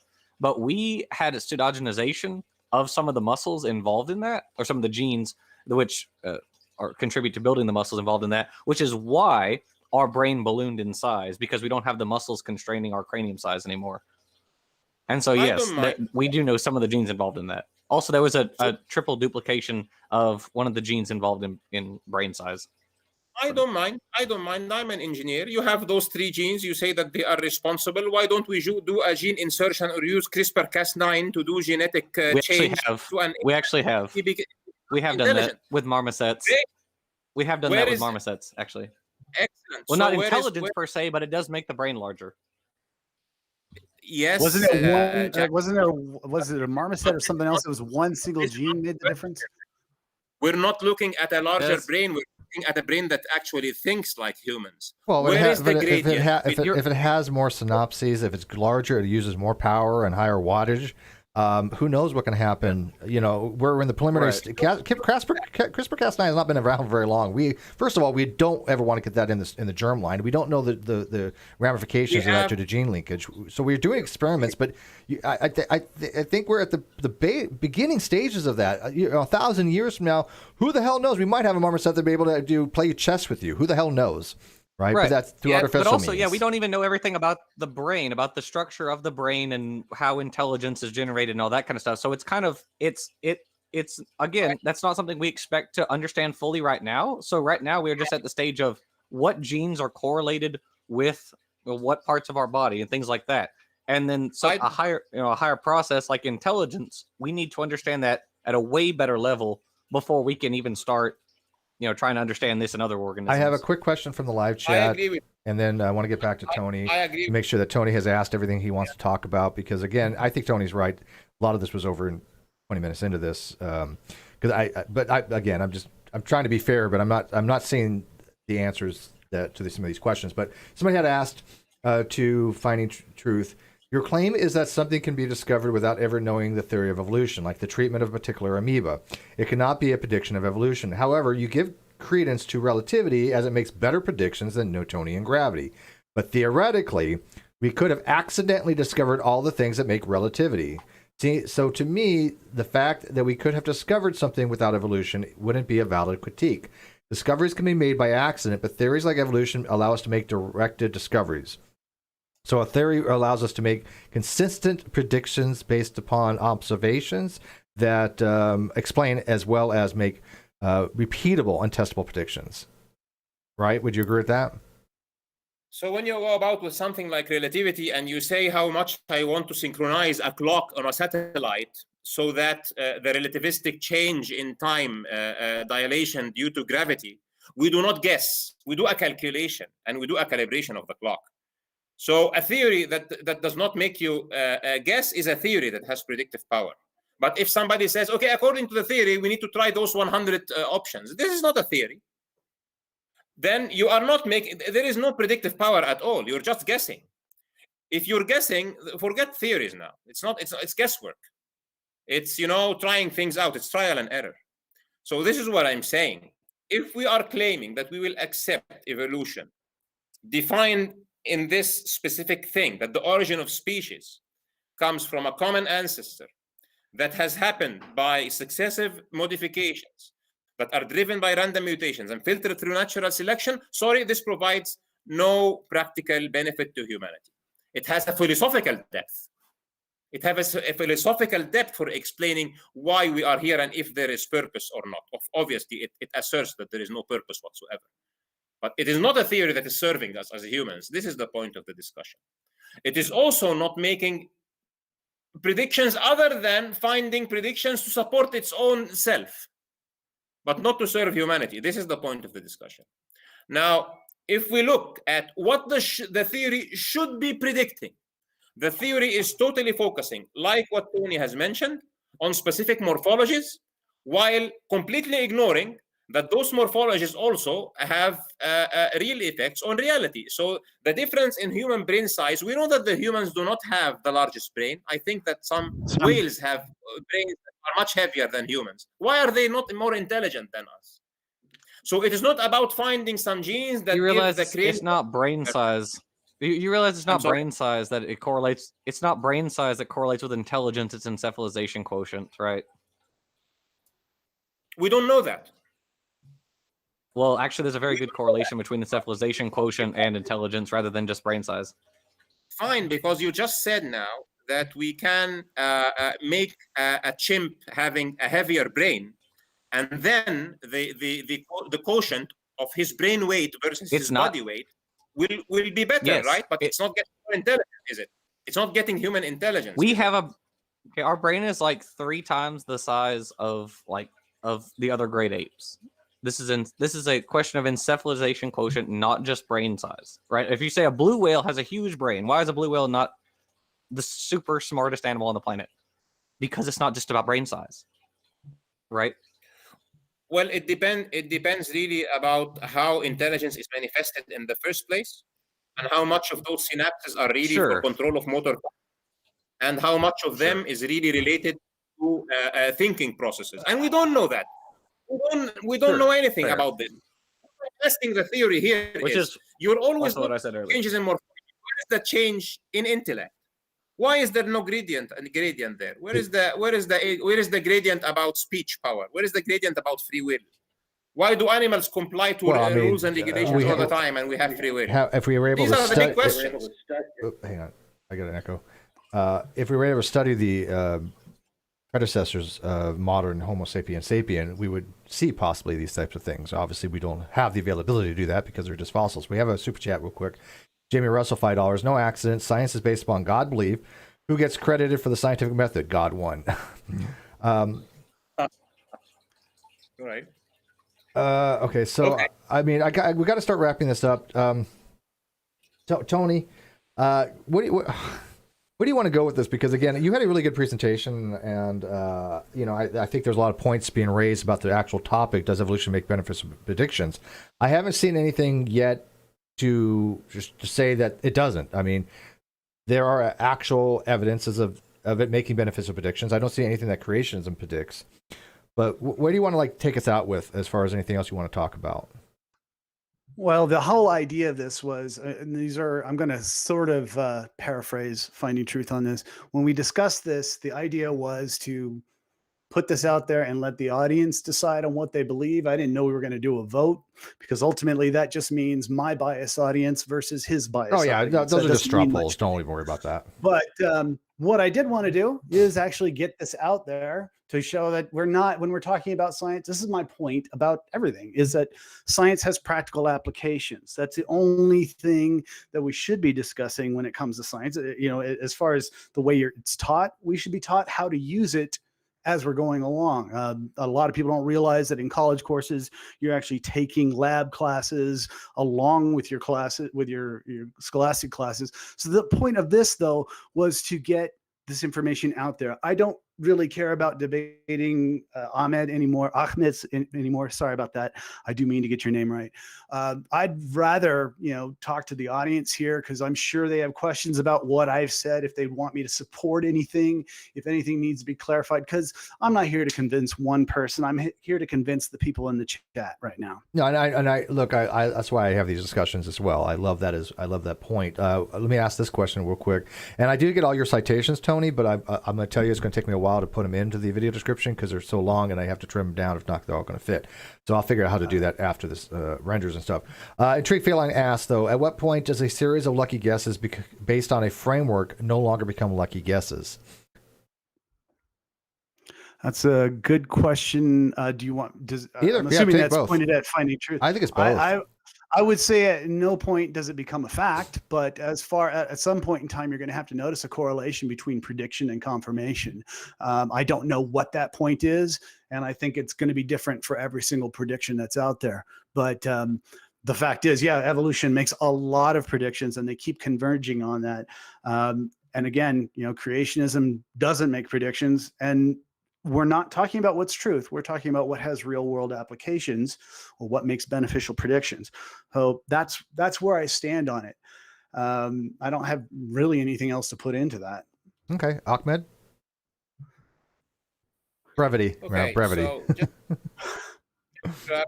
just wrap up on this.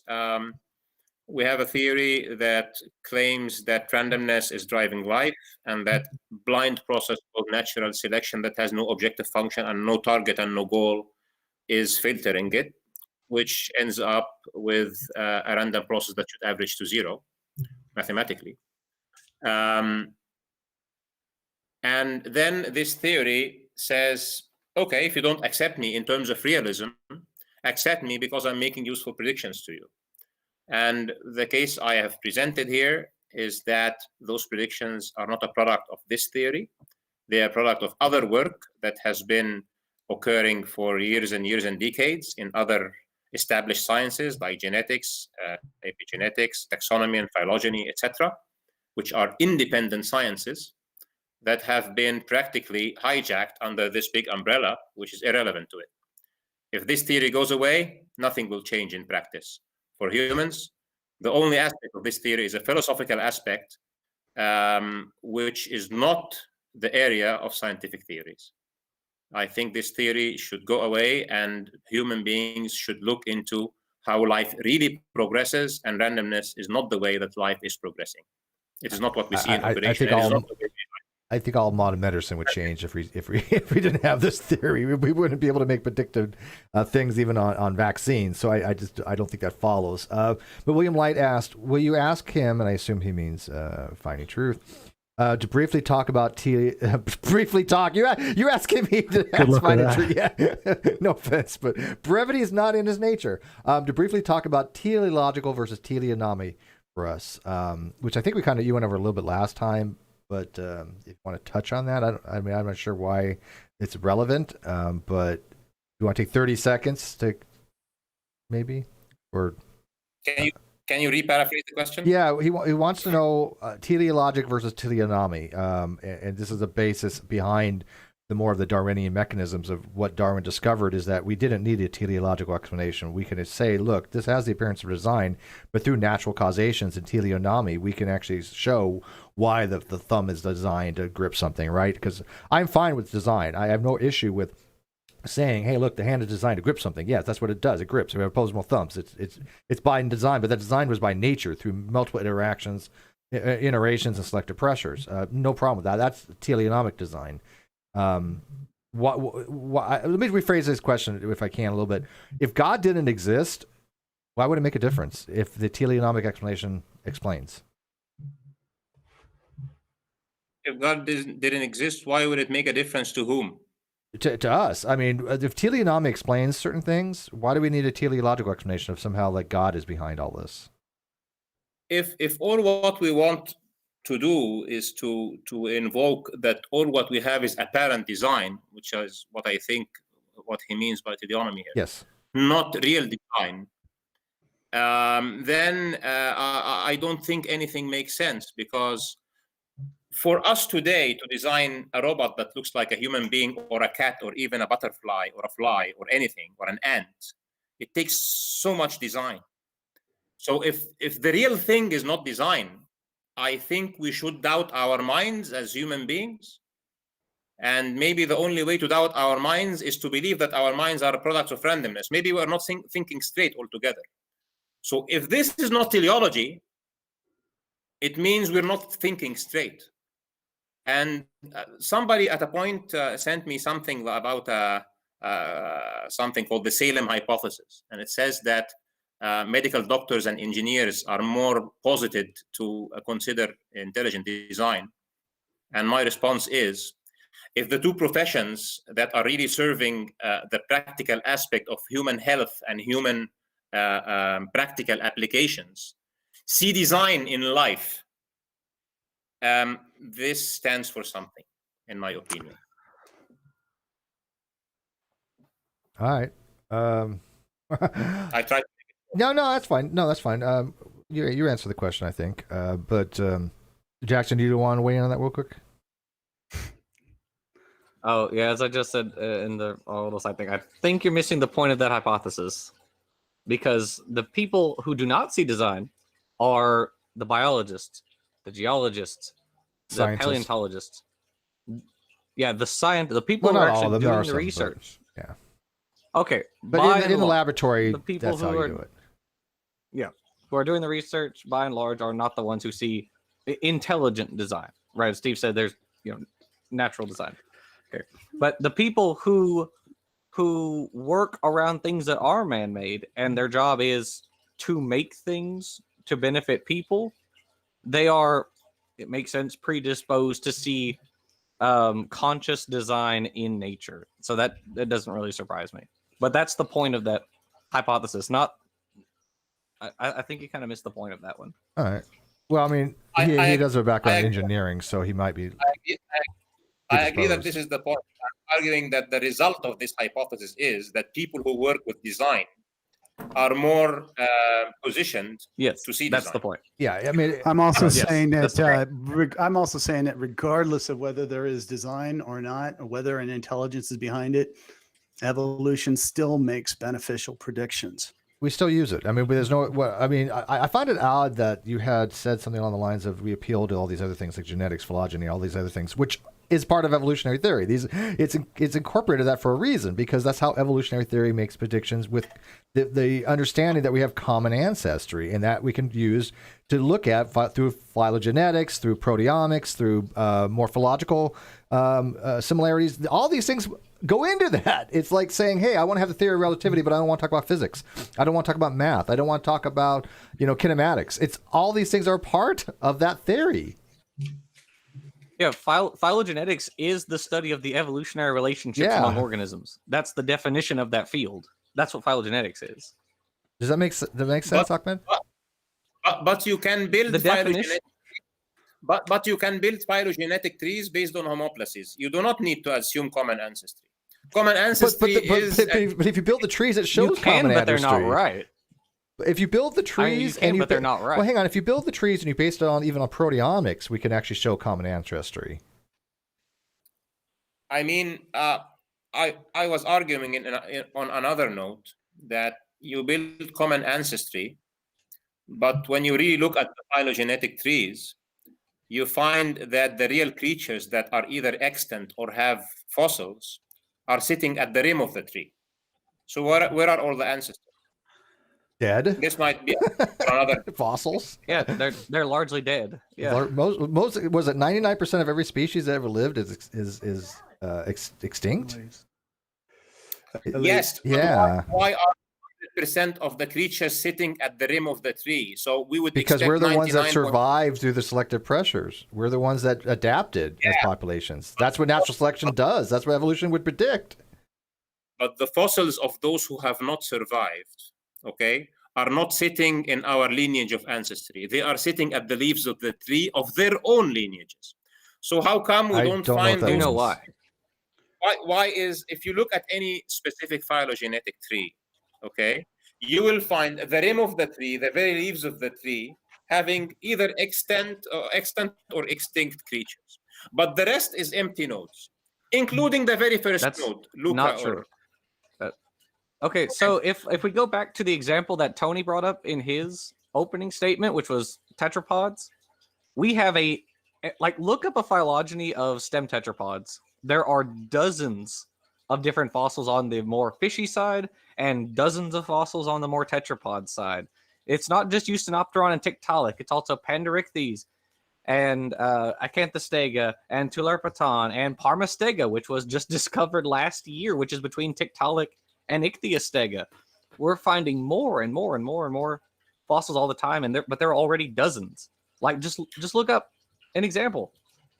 What I explained was not very clear. What I am saying is, we know that the majority, the theory at least says that the major, because you couldn't have the theory unless this is an assertion that 99 point something goes extinct. So we should expect that there are more extinct, much more extinct creatures than extant ones, right? So when you build a phylogenetic tree, is that tree, unreasonable? Which is what we find. No, I'm saying, and nobody predicted it. We discovered that.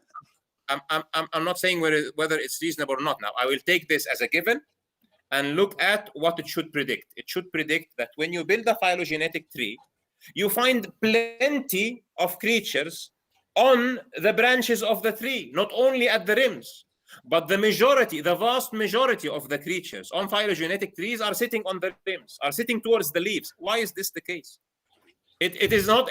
Are you asking why this is not a predictable? They're still alive. Hold Yeah, on. they're extant. Ahmed, can I wait? Are you asking why certain fossils are not considered the common ancestor between certain organisms? Let me give you a very clear example. Take for example a rabbit or a fox. And let's take the ancestral lineage of the fox, starting from the fox, ending to Luca. And let's see, parsing the phylogenetic tree back to Luca, how many real creatures will we find? And this is Lots like what? and As lots. opposed to You know there are dozens of fossils alone just at the split between like the dog and cat lineage. Yeah, matter of You've fact, ever heard of Dormalicyon? there's or actually a web page you Hesperocyon? can go to, and you can put in 2 different species, and it'll tell you how many millions of years ago they disassociated from each other and split. And you can look at and find the relationships to animals that were very similar at the time. This is exactly what you will find. Which is Branching, predictions. and then the branch at the And that's end of what's the predicted. branches, there are things. But those are There is extant, this- right? I mean, if They're the reason at the tips, those Yes. are the ones that are extant and survived. That's why they're at the tips. They're still alive. And Whether modern the organism is vine- not going to be situated somewhere deep in the tree simply because it is a modern organism. Yes. It is currently living. I have no objection. Yes. I am. Okay. All right. I mean, would you All expect trilobites to be at the edge of the phylogenetic tree? Because I wouldn't think that would be expected, because they've been long since extinct, several hundreds of millions of years ago. I'm saying that the ancestors of whatever arbitrary creature that you take, okay, you will not find them on its lineage. We know that a fox at a point of time was an amphibian creature, at a point of time was an aquatic creature, at a point of time was a unicellular organism. There was something that morphed. There was something. But all what you find Okay. on the phylogenetic tree is the branching and something at the end of the branch. Start with a fox or with any arbitrary animal that you can take that is currently existing, or even with an extinct animal that sits at the end of the tree, and parse the tree back to Luca and tell me how many of the innumerable transitions that you find. Now, if you find 1 or 2, the question is, why are they 1 or 2? Or why are they Because nil? not everything fossilizes, but it we is have very we strange. have quite a bit more than that. I would ask you to do the exercise yourself, and Jackson and Tony, and maybe Jackson. We discussed this when we discussed Okay. the Cambrian. Can I screen share for a moment? Tony's okay. Okay. So Yeah, we can, but we got this. We're almost at 3 I know. hours. We're like 2.5 hours. you're right. now. You're right. do We need should to just get the audience we could just in. cut it. Yeah, I agree. That's why I I wanted mean, to ask and you. I got this is the weekend, think- man. I should be. I think we should take But you're that having so much forward when fun. this. Yeah. Yeah, and we do have to have more brevity here. All right, so let me ask the live chat there. You got some questions for Tony or Ahmed here? Ask in the live chat there. We will see if we can ask them. I asked as many as I could that I've seen that were like the more interesting ones. So we want to Jamie Russell actually brought up one that that Ahmed didn't bring up, which is Russell Humphreys. So basically, what she put something about how I meant Jamie. Oh, Jamie's a he. Yeah, Jamie's a he. He's a younger I'm creationist. so too. sorry, dude. It's okay. I'm so sorry. He's really cool. So He's sorry. not going to care. But go ahead. He's actually a young Anyway, creationist I get along with very well. Okay, well, he pointed out that Russell Humphreys predicted the magnetic fields of the planets, and the actual claim is that he not only predicted them, but he did so more accurately than NASA did. Now, I've actually looked into that. So if Jamie wants to go ahead and post like a specific planet he wants to talk, I'm just going to go over them until I'm told otherwise. There's what, 9 planets, 8 planets. Well, if you're going to continue, Pluto's a planet. Don't say otherwise. I'll boot you. Okay. I'm a Plutoist. All right. So Pluto. initially, he didn't predict the magnetic field of the Earth, but he did base the rest of his predictions based on magnetic field of the Earth and the theory that all creation started off as gigantic balls of water. That's a gross oversimplification, but we only have so much time. When it came to Earth, he didn't really predict that. He used data that I've since shown in a video of mine on all the planets that was refuted. But from there, he said that he predicted that the moon had no magnetic field, or that it had a magnetic field in the past, and NASA was completely oblivious to it. This was in 1984. What he didn't realize, apparently, is that in 1969, NASA had actually measured the magnetic field in rocks, indicating that there had been a magnetic field on the moon. So he was wrong there. When it comes to the sun, again, there was he was predicting some kind of change in the magnetic, turned out incorrect. Measurements show the sun's magnetic field oscillates considerably. From there, they went to Mercury.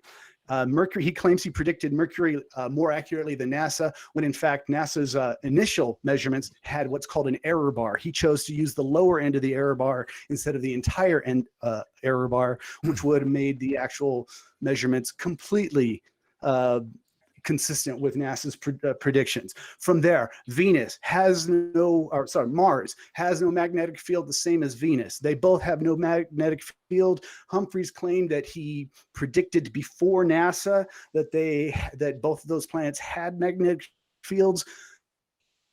NASA already knew that. They measured them when they went to those planets over a decade before Russell Humphreys ever even addressed them. We then come to Saturn and Jupiter.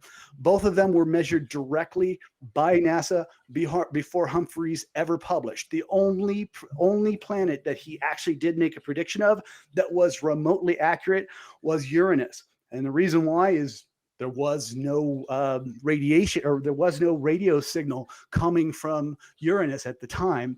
And so an actual flyby, his prediction was somewhere between the magnetic field of Earth's and Saturn, which is pretty obvious considering it's right there in between the size of Earth and Saturn.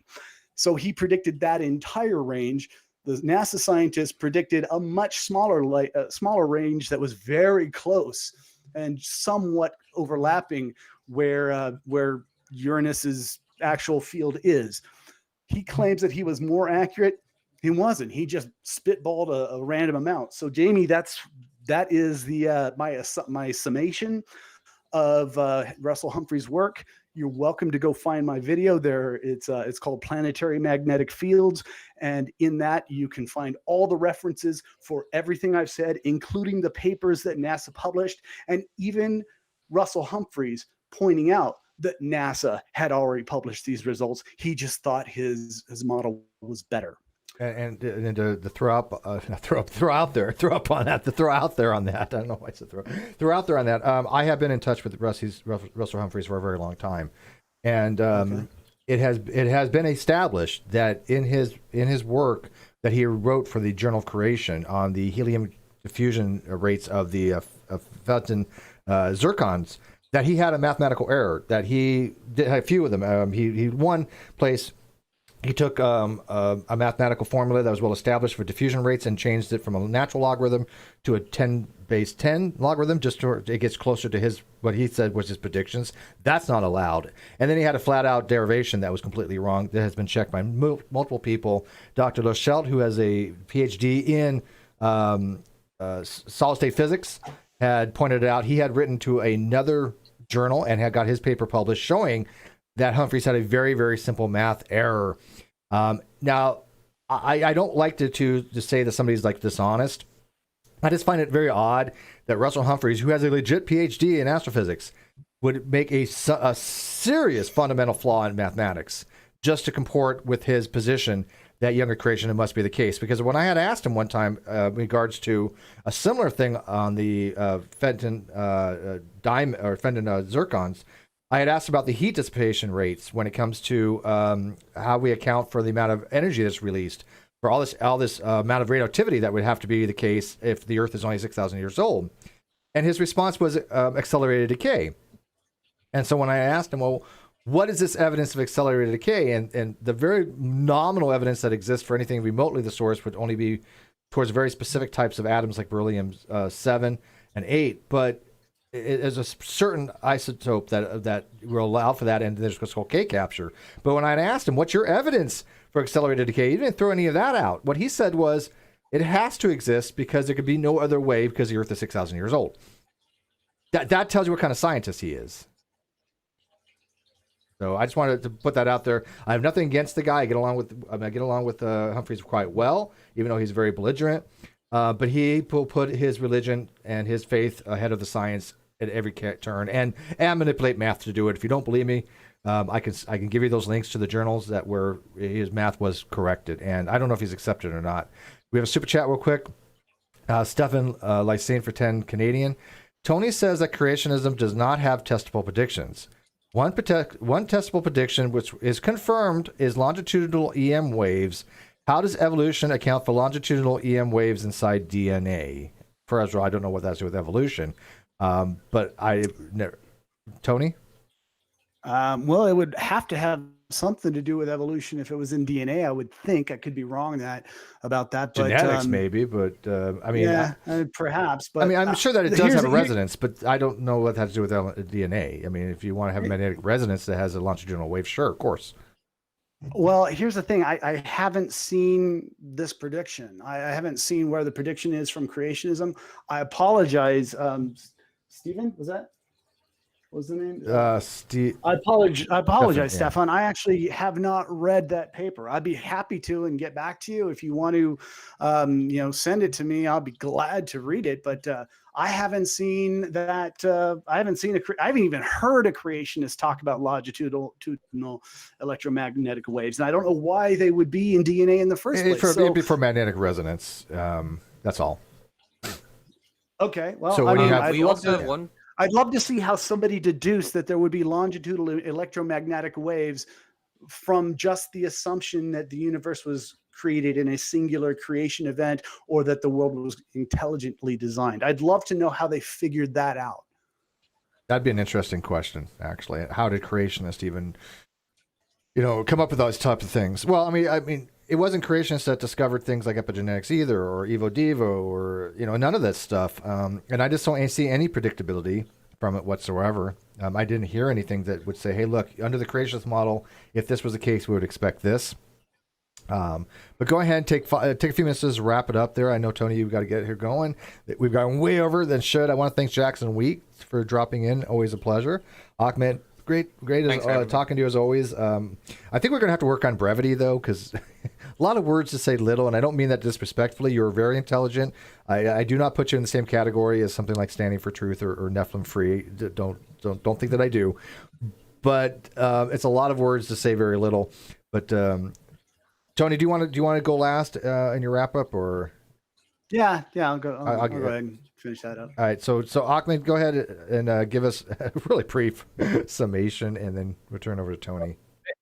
Very briefly, I actually expected Tony to come up with a myriad of practical applications for evolution to serve humankind.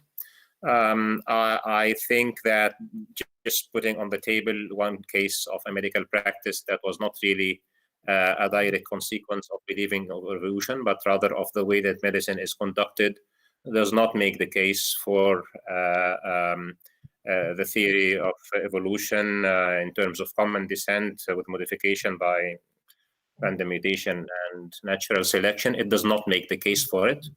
I also think that the theory is not well rooted in realism. In short, I think that this theory is neither giving a correspondence to reality, is not coherent, and is not pragmatic in terms of benefiting humanity. I think that this theory is causing a state of laziness and is stopping progress of the humankind, and that we should really look deeper into how life progresses and changes. The real sciences that are looking into that are doing progress. I think that the only thing that is hindering them is the belief that things are going randomly because they're looking in the wrong place. I hope that this theory gets out of the way. I know that there are trials now to revise its mechanisms, and I hope that those trials do not get affected by systemic bias. And because there is a feeling that there is a taboo if things go to the direction of design and information. I think that if this is the reality, we should just give in to it and let truth stand for what it is. I thank Tony for the discussion. He's a smart guy, and he is, I didn't know he has a degree in divinity, and I think that believing in God and believing in science have no contradiction if you believe in a true religion and if you believe in true science. If you're rooted in realism in both aspects, you're well and good. That's all. All right. Yeah, Stefan, we literally just went over your super chat. I mean, I could read it again. I don't mind, but we just go back about 5 minutes, and we talked about it. It says, Tony says that creation does not have a testable predictions. One testable prediction was the confirmed is longitudinal EM waves. How does that account for longitudinal EM waves inside DNA? And Tony's response was that how does creationism predict that? We would understand that there are such things as magnetic resonance principles. We understand that many of that would go into what's called field theory rather than genetics. So I don't know, or rather than evolutionary theory. Evolutionary theory doesn't really discuss any of that stuff, so I think it would be more like physics. But we did actually cover it. If you want to, like, maybe you stepped out for a second. All right, Tony. Oh, well, first of all, let me go ahead and say thank you to everybody here on Finding Truth. Ahmed, I appreciate your time. It's been a pleasure talking to you. Mostly listening to you, but still pleasure talking to you. Steve, of course, you know, someday I'm going to have a philosophical discussion with you, but I love you, man. I love you. I don't want to really, because you know your stuff when it comes to philosophy. I see your chats and I'm afraid on Facebook, and I'm afraid to respond quite often. Jackson, you already know my respect for you, man. So I've enjoyed this group of people immensely. As far as your audience, I just wanted to make sure you guys understood the point of my discussion was not whether or not evolution is true. I happen to believe it is true, but my belief doesn't mean anything. Although I disagree with Ahmed about whether evolution makes beneficial predictions, I also disagree with him that I'm an intelligent guy, and that's the reason why I do my show the way I do. I try to explain things in as dumb a terms as possible so that I can understand them, and hopefully other people will understand it too. And so what I hope you've gotten out of this is, even if evolution is incorrect, if you drive a car, if you wear jewelry, if you use electricity, you are benefiting from the real world applications of assuming an old Earth. If you are, as I've already discussed, the whole Cali thing, all the fossils that we've discovered, essentially, if you're living the life you're living in modern society, you would be absolutely shocked at how much is there because of evolution. But I showed the predictions. I haven't seen I've seen an attempt at a refutation, but with no sources, just particular assertions. So what I hope you guys will do is do your own homework in the end. And especially Stefan, I know you paid for that question, dude. Come to my website, come to my channel. You don't have to watch the video. Just text me that question. I'll look it up and I'll get an answer for you. And that's kind of the way I work anyway. If you give me a question, I'm weird about that. I'll go research it. Doesn't mean I'm smart, but I am damn persistent, and I will get the information. So I give you your Twitter. Hopefully I've made my case. Thank you. Hopefully I've made my case. I believe I did. So I just want to wish you guys all a great weekend. Yeah, thank you, man. And by the way, on record, I love your channel so much, it's ridiculous. The way you're able to do summations, and that's my style. I mean, you and I are very similar in that approach. We're not experts in these particular topics by any stretch of imagination, but we are diligent, and we read, and we want to be able to explain things to other people. And that way, if we figure we're just as, schmuckatellis can understand this stuff and explain it, then any schmuckatelli can understand it. That's my approach to my entire channel. Okay. So exactly. I get it. I totally get it. Steve, yes, pardon that. I definitely have to thank you for the moderation. And as usual, it was nice moderation, I think, and even including the interventions. And I appreciate it. You just go long sometimes. I think you recognize that. But nobody's going to detract from the knowledge that you have. And by the way, love to have you on to talk about engineering one of these days or something, or math. Oh, heck yeah. That'd be awesome. So, we just don't have to do biology. So, yeah. Thanks to Jackson for dropping in, and thank you for all of the questions and comments and everything. I enjoyed it, actually. I really enjoyed this. Jackson, again, is one of my favorite people on the planet. Yep. If I took longer in some of the comments. That's fine. So I guess there is planning to be an after show. I think Cheshire, you want to run it on your channel, please be my guest. I might pop in, I may not, but if Jackson wants to, or Dapper, or just continue on the conversation, by all means, set it up, get the link, and I'll put it in the video description. But other than that, guys, these are awesome. We are going to be doing things like this more. As a matter of fact, if I'm not mistaken, Ahmed will be back again to talk about the Cambrian explosion with Jackson Wheat. Yeah, that'll be fun. Yeah, I'll be back again to talk about Cambrian explosion with Jackson. I think it's gonna be Sunday. It's Sunday 14th. I think on the 14th we said, Ahmed, are you going to be my T jump for modern-day debate? It's everything. Ahmed's going to come in and talk about everything. Hey, we're having a discussion on cosmology. Ahmed's going to come in. We're going to be talking about mathematical Platonism. Ahmed's going to come in. It's going to be great. People love you as a moderator. I don't know. So you're a popular I don't know why. guy. No, I appreciate it, man. I love doing that, and I like the fact that on this particular channel, it's not just moderation. It's we all get involved in these discussions. It's for everybody. These discussions are for everybody, and I think Tony hit the nail on the head. It's not to convince one person. It's for the audience to get something out of it and go look into it after the fact, and maybe change their positions and get more informed on these particular topics. That's the reasons why I think all of us do these things. So yeah, I will take the opportunity to invite some of the people to my channel too, like Tony said, and it's just YouTube/C/Finding Truth channel. Truth channel. That's there's in the video description. So yeah, I'm notoriously bad at promoting my channel. So yeah, we all suck at that for some reason. Our ability to promote is horrible. I'm terrible at it. I know we all suck at it. Ahmed, though, you're pretty good at it, though. Yeah, hey Ahmed, get a shout out to our Tony Reed, Jackson, and myself. We need the promotion. We'll use you for that. We don't mind. Get some theists to watch our stuff. That's great. Promote us. I'm gonna go eat, and then I will pop over to Cheshire's after show. I would love to see Jackson and Dapper over there. That'd be great. There's a lot of different things. I can't guarantee I'll be there, but I'll try. That's good.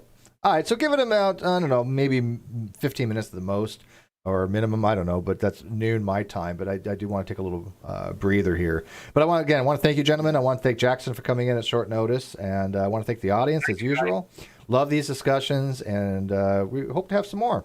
And with that, we'll see you on the after show in about, I don't know, 15 minutes, hour, whenever Cheshire schedule it. Peace. See you.